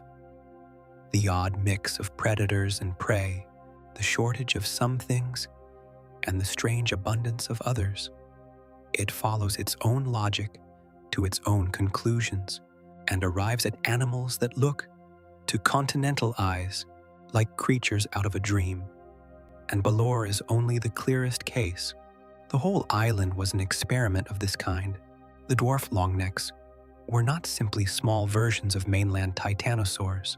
Over their long isolation, They had drifted in their own directions, their proportions and bones subtly their own. The armored Struthiosaurus, the plant-eating Zalmoxes, even the great Hatzegopteryx itself. Each was a local variation, a Hațeg answer to a question the mainland had answered differently or never asked at all. The ruler of the sky is perhaps the grandest example of the island's habit of doing things its own way. On the continents, the throne of top predator was filled by walking giants, and the giant pterosaurs remained one player among many. But on Hațeg, with that throne left empty, the island handed it to a flying reptile and let it grow into the role, producing an apex predator that hunted from the air and stalked on foot, a combination the wider world never built. The island took the pieces it happened to have and assembled them into an order found nowhere else. This is the far edge, then. The most extraordinary thing about the place you've been living. Not any single animal, but the fact of the workshop itself. Hațeg was not a scaled-down copy of the mainland. It was a world unto itself, evolving in its own direction. A laboratory sealed by the sea in which life was quietly rewriting its own rules. Every creature you've met, the giants you touched, the duckbills you listened to, the armored trundlers, the panicking grazers, the double-clawed dragon in the ferns, the shadow that rules the sky. Every one of them was, to some degree, a Hațeg original, a thing the island made, and the island alone. And here is what that means for you. Standing in the middle of it, you are not living in a diminished version of the real dinosaur world, some lesser corner of a grander story happening elsewhere. You are living inside one of evolution's private experiments, a place where, given time and isolation, the ordinary rules of life on Earth were bent into new and unrepeatable shapes. There were other islands in the Tethys, and no doubt they ran their own experiments, produced their own oddities, their own dwarfs and giants and dragons, but each was sealed off from the others, each following its own thread, so that the whole scattered archipelago of that ancient Europe was less a single world than 100 small worlds, each cooking up its own strange life behind its own wall of water. Hațeg is simply the one whose bones we found, the one whose workshop we can still dimly read. Sit with the scale of that. The reason the island could do this, the reason it could remake its animals so thoroughly, is precisely the thing that would define your whole life here. The doors are shut. On a continent, no experiment ever runs to completion because the mainland is forever mixing, animals wandering in and out, new blood arriving, old forms swamped or replaced. Nothing stays isolated long enough to become truly its own. But an island holds still. It keeps the same players locked in the same room for age upon age, and in that unbroken confinement, the slow, patient work of change can run all the way to its strange conclusions. Isolation is a kind of concentration. It takes the ordinary, and by simply refusing to let it mix with anything else, distills it into something extraordinary. That is the far edge of what this world can do. Not the drought's sharp shock, which passes in a few seasons, but the deep, slow pressure of isolation itself, which, over the ages, turns titanosaurs into ponies and birds into dragons, and hands the throne of the world to a creature of the sky. It is the most impressive thing about Hațeg, and also the quietest, because you cannot see it happening. You can only see its results, walking past you in the ferns, and know that each one is a small miracle of confinement, a form the sealed workshop of the island built and the wider world never met. You have now lived the island as fully as anyone could, its days and its seasons, its neighbors and its ruler, its ordinary shocks and its deepest, slowest magic. You know Hațeg now, as few things that ever lived have known it. And so it is time gently to turn the journey back toward yourself, to step out of the deep past for a moment and ask what all of this would mean for a creature like you, not a dwarf titanosaur or a double-clawed dragon, but a human being dropped into a world that was never built with you in mind. What would it actually be to live here as you, to eat, to sleep, to survive, to fear, on an island of shrunken giants beneath a sky that hunts? If you're still here with me, drifting along through this lost green world, thank you. If these journeys help you rest, you can quietly follow along so the next one finds you when it comes. There's no need to do anything now. Just stay where you are, and let's continue. Because we've spent all this time meeting the island's creatures, and we've hardly stopped to ask the most personal question of all. The one that's been waiting under everything. What would it actually take for you to live here, not to visit as a ghost, drifting untouched through the scenery, but to survive as a real creature of flesh and hunger and fear, day after day, on an island that was never built with a human being in mind? Start with the first thing your body would demand: water. That, at least, Hațeg gives you generously. The high streams run clean and cold off the volcanic rock, and after the wet season, the whole island is threaded with running water. You would learn quickly to drink from the moving streams of the uplands, never from the still pools of the lowlands, where the water sits warm and fouled, and where the crocodile relatives wait. Water would shape your movements, the way it shapes every animal's, drawing you to the high, clean sources, keeping you back from the dangerous margins. In the wet season, you'd have water everywhere.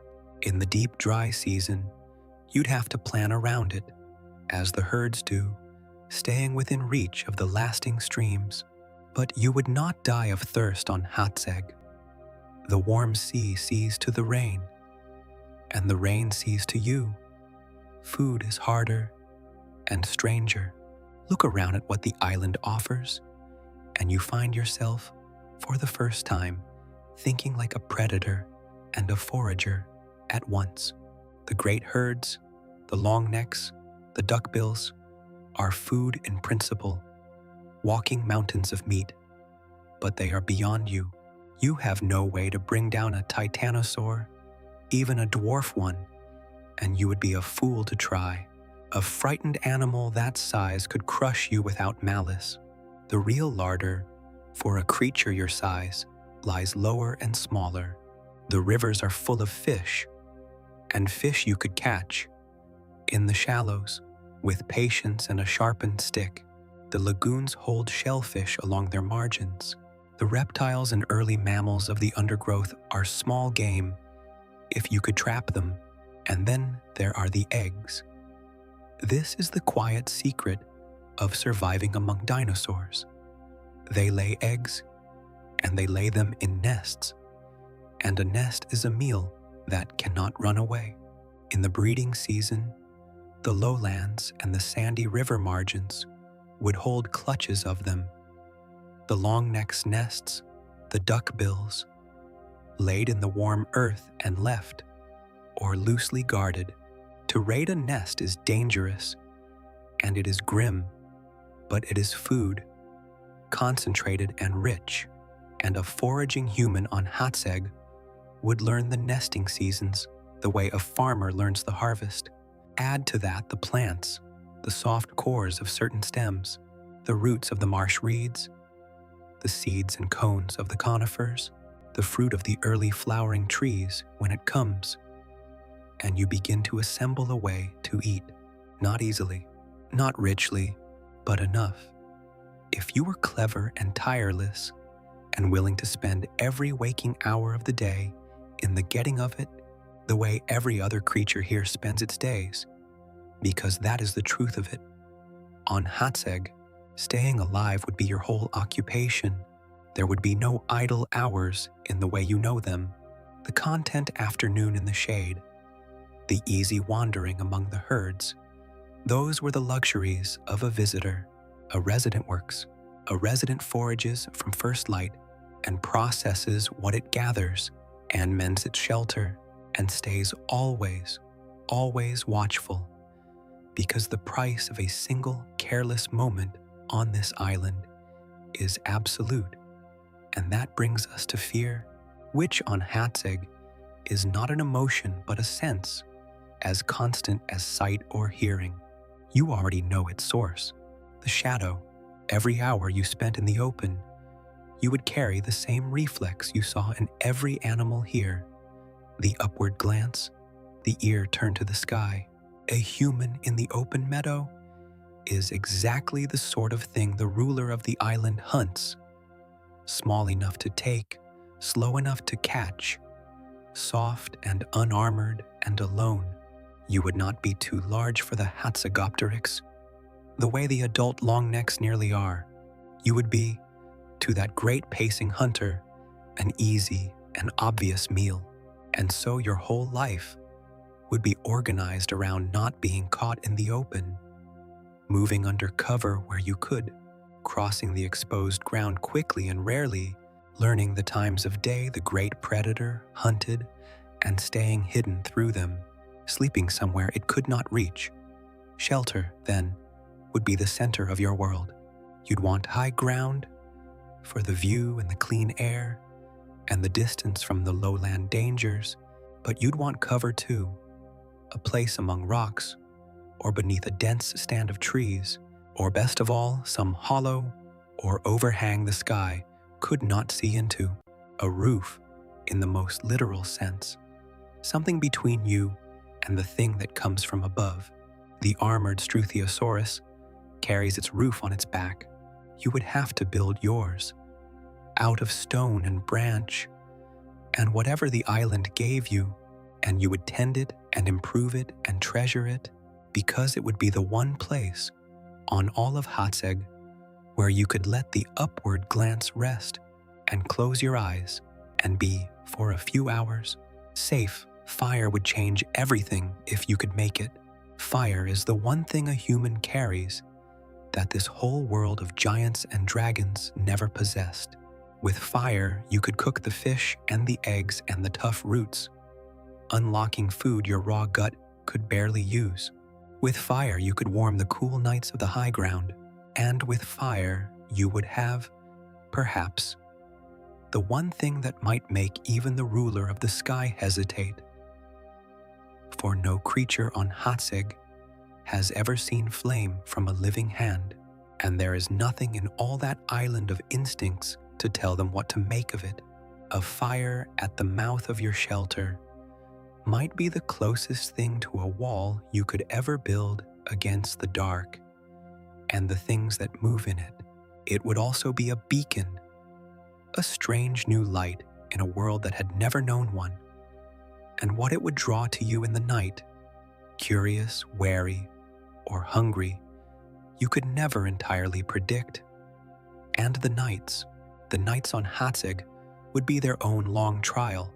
When the sun goes down, the great predator of the day may rest. But the dark brings out other things. The small mammals emerging to forage, the sounds of the marsh, the movements you cannot see and cannot name. A human is a creature of the day, poorly equipped for the dark, and the dark on an island with no other human light would be total.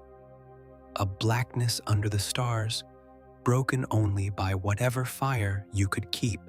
You would lie in your shelter, listening to a world you couldn't see, learning its night sounds one by one, which were harmless, which were merely strange, which meant something large was moving near, and you would understand, in a way modern life never lets you understand, What it is to be a soft, small animal in the dark, keeping a fire alive against everything you cannot see. Could you do it? Could a human being actually live on Hatzeg? The honest answer is that it would be the hardest life imaginable, and a short one for most, but not impossible for the clever and the lucky. Humans are the great generalists, after all. We survive by wits, where other animals survive by teeth and armor and speed. On Hatzeg, you would have no claws, no plates, no size, no wings. You would have only your mind, your hands, your fire, and your endless, exhausting vigilance. And with those, and a great deal of fortune, you might carve out a narrow, watchful, hard-won existence in the margins of the island, foraging the shallows, raiding the nests, sheltering under your roof, always small, always careful, always with one eye on the sky. It would not be paradise. It would be the opposite of the easy dream we've been living, but there is something clarifying in imagining it, in stripping away every comfort and asking what a bare human life would truly be, dropped into that warm and beautiful and lethal world. It reminds you how much of what protects you now was built by the long labor of your own kind, and how thin the membrane is between a person in a safe room and a small, soft animal under a hunting sky. But this raises a question we've been circling since the very first night. We've imagined all of this so vividly. The giants, the dragon, the shadow, your own hard life among them, and a quiet voice, somewhere at the back of the mind, keeps asking, could any of it actually be real? Not the living there part, but the world itself. Was Hatzeg truly like this? And is there any chance, any at all, that a place like it could still be found, or seen, or known? That is where we turn next. From the dream, back to the solid ground of what we truly know. So, let's come all the way back now, out of the dream, out of the warm green island, and into the daylight of what we actually know. Because the most remarkable thing about everything we've imagined together is how much of it is not imagination at all. Hatzeg Island was real. That is the first and most important truth. It is not a made-up place, not a convenient stage for a story. It genuinely existed, roughly 70 million years ago, in the shallow, warm sea that covered much of what is now Europe, and its remains lie today in the Hațeg region of Transylvania, in western Romania, a real basin of rock in real hills that geologists and paleontologists have been studying for well over a century. When you imagined standing on that island, you were imagining a place whose sediments you could go and touch tomorrow, whose fossilized bones fill museum drawers in Bucharest and beyond. The setting of our whole journey is as solid as the ground under your feet, and the story of how we know it is one of the strangest and most human in all of science. It begins with a man named Franz Nopcsa, Baron Franz Nopcsa von Felso-Silvas, to give him his full weight, a Transylvanian aristocrat born in the late 19th century into a wealthy land-owning family whose estates lay right in the heart of what had been Hatzeg Island. As a young man, so the story goes, his sister found strange bones on the family land and brought them to him and asked what they were. No one knew, and Nopcsa, still only a teenager, decided to find out, teaching himself paleontology, taking the bones to Vienna, and eventually devoting his brilliant, turbulent life to the creatures buried on his own doorstep. It was Nopcsa who first realized that something was odd about the Hațeg dinosaurs. He noticed, studying the bones coming out of his family's land, that these animals were small, that the sauropods and duckbills of Transylvania were dwarfed versions of the giants known from elsewhere and more than a century ago.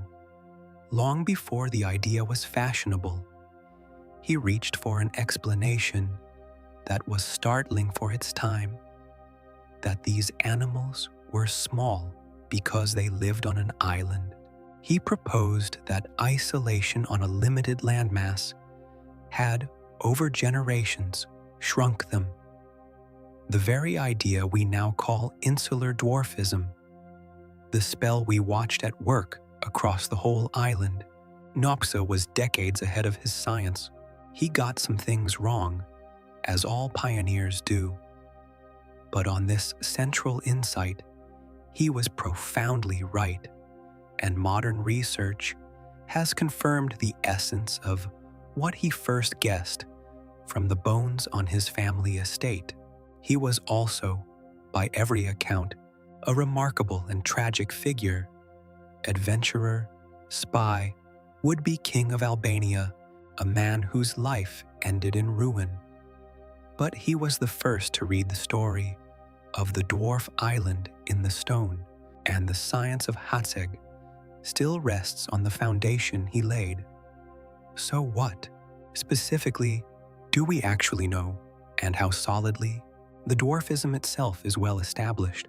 The Magyarosaurus, the small titanosaur, is known from real and repeated fossil finds and careful study of its bones, including the fine internal structure that records how an animal grew, has confirmed that the small individuals were genuine adults, not merely juveniles of some larger species. That was a crucial test, because a skeptic could always say, "These aren't dwarfs, they're just babies." The bone histology answered it. These were fully grown animals that simply matured at a small size. The dwarf duckbill Telmatosaurus, the plant-eating Zalmoxes, the armored Struthiosaurus, all are founded on real fossil material from the Hațeg beds and its related deposits, and together they paint a genuine picture of an island fauna scaled down from its continental relatives. The core of our story, a community of shrunken giants, isolated by the sea, is as real as paleontology gets. The great winged ruler is real too, though here we step onto ground where certainty softens into careful estimation. Hatzegopteryx is known from genuine fossils, but fragmentary ones, most famously a piece of an enormous skull and parts of the limbs. From these fragments, scientists have reconstructed a giant Ajdarshid pterosaur, one of the largest flying animals ever known, with size estimates that have ranged around a 10 to 12 meter wingspan and a standing height on the ground comparable to a giraffe. Those numbers are reasoned extrapolations from incomplete remains, and honest scientists will tell you there is uncertainty in them. The exact wingspan, the exact mass, are matters of ongoing study and revision, but the essential picture is well supported. An Ajdarshid of colossal size lived on Hațeg, and the reconstruction of these giant pterosaurs as capable ground stalkers that could hunt on foot and take sizable prey is a serious and much discussed idea in the science, not a flight of fancy. That the top predator of this island was a giant flying reptile rather than a walking dinosaur is one of the genuine, striking findings of Hațeg research. A real and unusual ecological arrangement born, as we imagined, of the island's isolation. And the strangest resident, the double-clawed dragon, Balor Bondok, is real.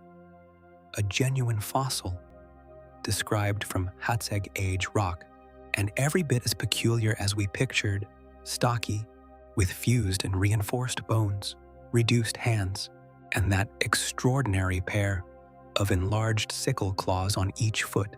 But Balar is also the clearest example of how much remains genuinely unsettled. When it was first described, it was interpreted as a strange, stocky dromaeosaur, a raptor. Later study led some researchers to argue it was something even odder, a flightless bird, a member of the lineage that had already achieved flight, which on this island came back to the ground. That debate is real, and as far as the public science goes, not fully closed. And that uncertainty is not a weakness in the story, it is the story.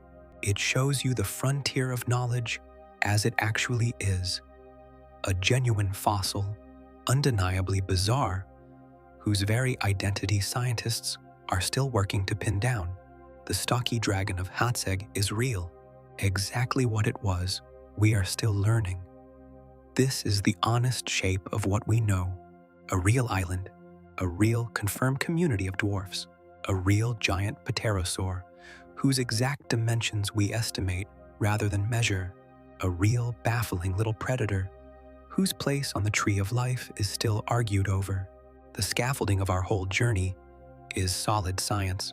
The finer details, the precise colors and calls and behaviors, the textures of a single day, those are the reasoned imagination we've draped over the bones. Clearly the dreaming part, built carefully on the frame of the real. And what about that quiet question from the back of the mind? Could a place like this still be out there, waiting to be found? Here, the honest answer is layered.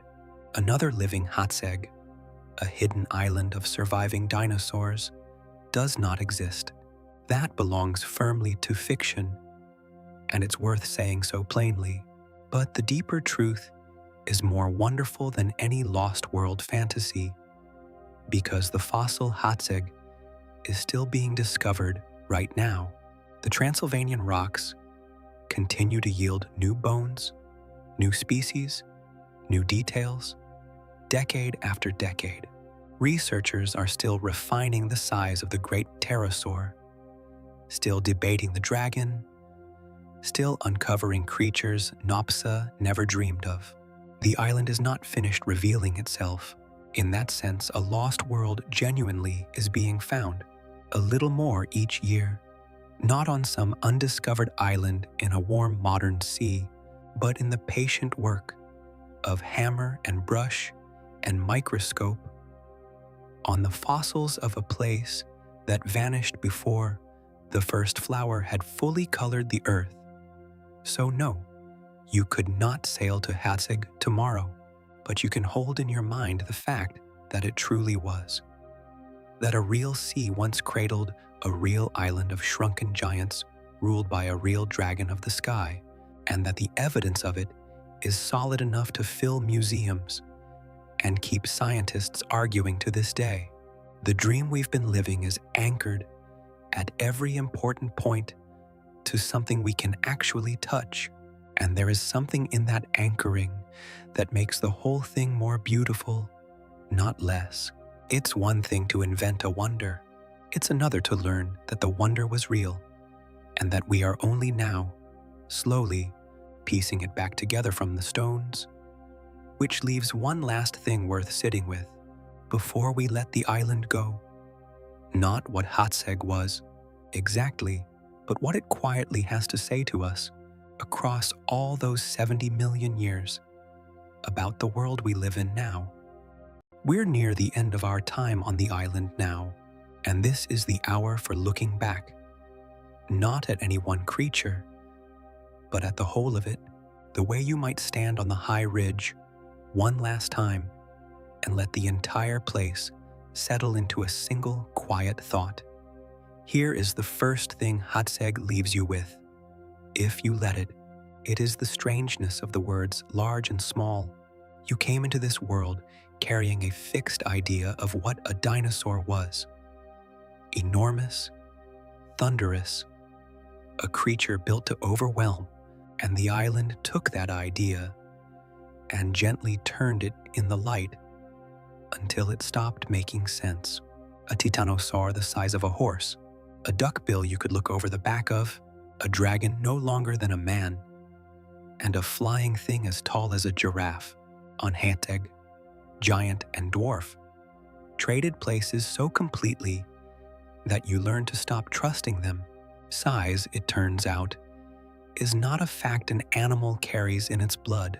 It is a conversation between a creature and the place it lives, and change the place, shrink the world down to an island, and the same blood will build a different body entirely. There is something worth holding in that. So much of what we take to be fixed and essential about a living thing is really just its answer to a particular set of circumstances. Change the circumstances, and the answer changes. Nothing is as settled as it looks. The second thing the island offers is a feeling for isolation, that double-edged thing that made Hațeg everything it was. Isolation was the island's great creative force. It was the sealed door that let the workshop run, that turned ordinary animals into forms found nowhere else on Earth, that produced the dwarfs and the dragon and the sky-born king, cut off from the mixing and the competition of the mainland. Life on Hațeg was free to follow its own strange logic, all the way to its own strange conclusions. Isolation made the island precious, unrepeatable, a world unto itself. And yet the very same isolation was its fragility. The sealed door that let it become unique was also the door that trapped it. No wider ground to flee to when the drought came, no fresh blood to draw on, no escape when the sky finally darkened. What made Hațeg special and what made it vulnerable were not two different things. They were one thing, seen from two sides. The island gives you that paradox to carry, that the conditions which let something become truly itself are often the very conditions that leave it most exposed. And there is a quieter truth folded inside that one about how tightly everything living is bound to everything else. You saw it in the drought, how the failure of the rain became the failure of the plants, became the thinning of the herds, became the feast, and then the famine of the great predator, every strand pulling on every other. Nothing on that island stood alone. The hunter you feared was also the hand that kept the herds from eating the world bare. The green you walked through fed the animals that fed the shadow, that thinned the animals that spared the green. It was not a collection of separate creatures sharing a space. It was a single fabric, and to touch any thread was to move the whole. That is not a lesson unique to Hațeg. It is the way of every living place. But the island shows it to you in miniature, clearly, within a frame small enough to take in at a glance. Sometimes, you have to shrink a thing down to an island before you can finally see the shape of it whole. Then there's the matter of time, which the island holds up to you like a strange mirror. Everything we lived through, the whole reign of Hațeg, its dwarfs and its dragon, its millions of years of quiet evolving, is gone now, so utterly gone that it took a teenager finding bones on his family's land to even suspect it had been there. An entire world, unique in all the earth, with its own rules and its own creatures and its own long, slow story, reduced to fragments in the red rock, waiting 70 million years in the dark to be noticed. There is no despair in that, only perspective. Worlds come and go. The earth has held countless of them, each convinced, if a world can be said to be convinced of anything, of its own solidity, each in time folded back into stone. Hațeg was one. Ours someday, in some form, will be another. To feel that is not to feel small in a frightening way. It is to feel small in a settling way. To understand that you are a brief, warm presence in an immensely long story, and that there is a kind of peace in taking your place in that story without needing to be its center. And perhaps the gentlest thing the island leaves you with is simply this, that a world does not have to be grand to be complete. Hațeg was a small place. By the standards of the roaring continents, it was a backwater, a scrap of land in a wide sea. Its giants shrunk, its dramas played out on a modest stage, and yet it wanted for nothing. It had its own morning mist, and its own honeyed evenings, its own herds and hunters, its own seasons and shocks, its own unrepeatable beauty. It was whole. It did not need to be larger to be entirely, richly itself. There is something in that worth keeping, in a life and a world that so often measure worth by scale. The island asks quietly whether bigness was ever the point, whether a small thing, fully itself, fully alive to its own place, might not be as complete as any empire. You notice, too, that the island never once told you what to feel about any of this. It simply was. The mist rose and burned off, the herds grazed, the shadow crossed the meadow and passed. The drought came and broke, the ages turned. It carried no message, preached no lesson, asked nothing of you but that you pay attention. And maybe that is the truest thing it offers, not a moral, but an invitation to look at a world entirely indifferent to you, going about its ancient business with total absorption and total unconcern, and to find in that indifference not coldness, but a strange and steadying comfort. The island does not need you to understand it. It only lets you watch, and in the watching, something loosens. The endless small urgencies you carry begin to seem lighter, held up against a world that ran for millions of years and asked nothing of anyone, and finished, and was beautiful the whole way through. There is one more turn to this, and it's the quietest of all. You have been imagining all this time that you were the visitor, that Hațeg was the strange place, and you were the familiar thing looking in on it. But sit with the island long enough and the perspective slips. You begin to notice that you too live on an island, a larger one, a rounder one, wrapped not in a warm shallow sea, but in the black of space. But an island all the same, sealed off, self-contained, its life bound together into a single fabric, running its own long experiment behind its own wall of distance.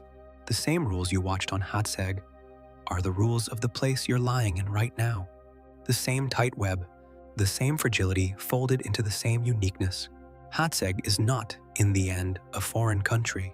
It is a small, clear model of your own, and the tenderness you may have started to feel for that vanished green island, for its shrunken giants and its watchful little grazers, and its terrible, beautiful king is, if you follow it far enough, a tenderness pointed quietly back toward home. But none of that needs saying aloud. The island never said it. It only let the mist rise, and the light turn gold, and the shadow pass over the meadow, and left the rest to you. So let it. Let the reflections settle and sink and go quiet. The way the island itself has gone quiet across all those millions of years. There is nothing left to work out tonight. There is only one thing left to do, and it is the gentlest thing of all, to return one last time to where we began and to let the island go. That is where we'll end. Do you remember the very beginning, before you knew any of their names? Before Magyarosaurus or Telmetosaurus? Before the dragon in the ferns or the shadow that rules the sky? There was only a shore you had never seen, and a question I asked you to close your eyes and imagine the sound of waves on a beach that no longer exists. Warm salt air, a sky wider than any you'd known, dark volcanic soil still faintly warm beneath your feet, and somewhere in the mist, something breathing, slow, enormous, patient. You didn't know then what that breathing was. You only felt it out there in the white and wondered, you know now, you know all of it. That breathing in the mist was a herd of dwarf titanosaurs standing through the night in their loose protective rings, the young sheltered among the grown legs, waiting for the light. You have stood among them since. You have laid your hand on a warm flank and felt the great slow bellows of the lungs. You have watched the sun clear the tethys and burn the mist off the lowlands, and seen the whole island wake beneath you, gold pouring through the conifers, the duckbills calling across the marsh, the small nervous grazers slipping out to the edge of the ferns. The mystery you began with has a face now, many faces, and they are no longer strange to you.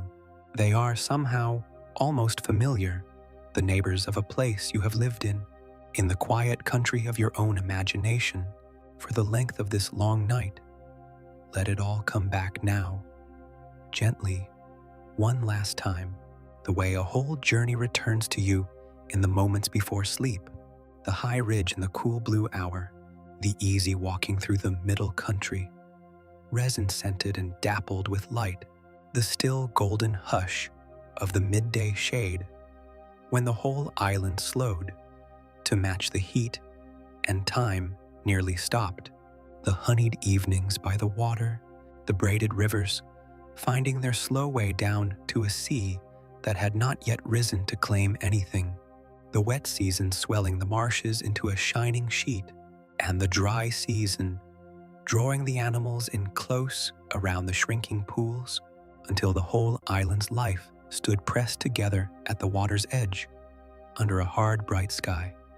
And the shadow, you remember the shadow, the evening you finally turned and saw it sliding across the meadow, and your mind refused the scale of it, wings as wide as the tallest trees, coming down out of the gold light to stalk the shallows on foot, tall as a giraffe, the ruler of the island and the answer to every upward glance you had ever seen.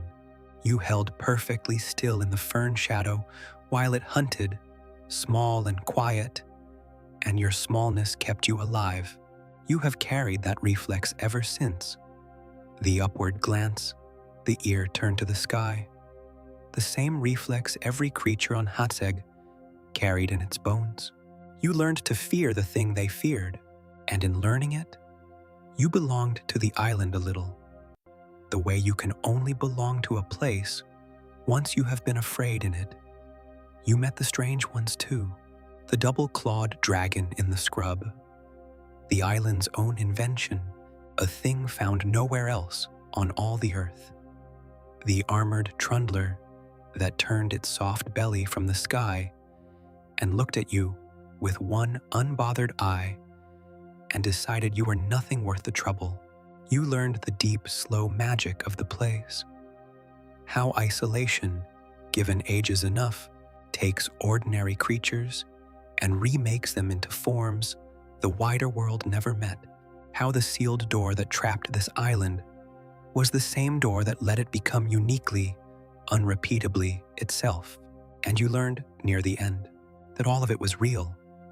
A real island, real dwarfs, a real dragon of the sky, and that its bones lie waiting in the red hills of Transylvania even now, still giving up their secrets, still being pieced back together, a lost world genuinely found a little more with every passing year. You even asked what it would take to live here as yourself, to forage the shallows and raid the nests, to build a roof against the hunting sky, to keep a fire alive through the long black nights and learn, in your own soft skin, what it is to be a small, watchful animal in a world of giants. You imagined the hardest life there is, And perhaps, in imagining it, you understood a little better the softness of the one you actually have. How much was built for you, how thin the wall is between a person at rest and a small warm thing under the stars. All of it, the mist and the gold, the giants and the dragon, the drought and the deep, slow ages, the fear and the wonder, and the strange, steadying peace of a world that asked nothing of you but that you watch. You have lived a whole island tonight. You have lived a world. And now it is time to let it go. Feel how the island is already beginning to loosen its hold. The way a place does at the very end of a long day in it, when you have stopped walking and there is nothing left to do but rest. The herds are settling into their loose rings in the meadow. The duckbills have gone quiet in the marsh. The great shadow has folded its wings, somewhere out of sight, and the sky is empty and darkening and safe. The rivers run on in the dark toward the sea, the way they have run for millions of years, and will run for millions more before the water rises to end it all. The mist is beginning to gather again in the low places, soft and white, filling the hollows one by one, and the warmth of the day is still in the ground, still faintly rising. The same warmth you felt beneath your feet on that first shore, before you knew a single name. Let your eyes stay closed. There is nothing left to see that you have not already seen. The island will keep. It has kept for 70 million years, and it will keep through the night, and it will be here. The mist, the meadow, the warm salt air, the slow, enormous breathing in the white. Whenever you wish to return to it, you do not have to hold on to any of it. That is the last thing the island teaches, and it teaches it without a single word, the way it taught everything else. You can let the giants graze on without you. You can let the shadow ride the darkening currents of the Tethys sky. You can let the whole warm green world go on turning in its own slow way, complete in itself, needing nothing from you, indifferent and beautiful and utterly at peace. And you can simply rest inside the knowing that it is there, and that you walked it, and that it was real. The waves come in long and easy on a shore that no longer exists. The sky is wider than any you have known. Somewhere in the mist, something is breathing, slow, enormous, patient, and it is not something to fear now. It is only the island, breathing in the dark, the way it always has, the way it always will in the quiet country where you go to rest. Close your eyes for a moment and stay. The island will hold you while you sleep.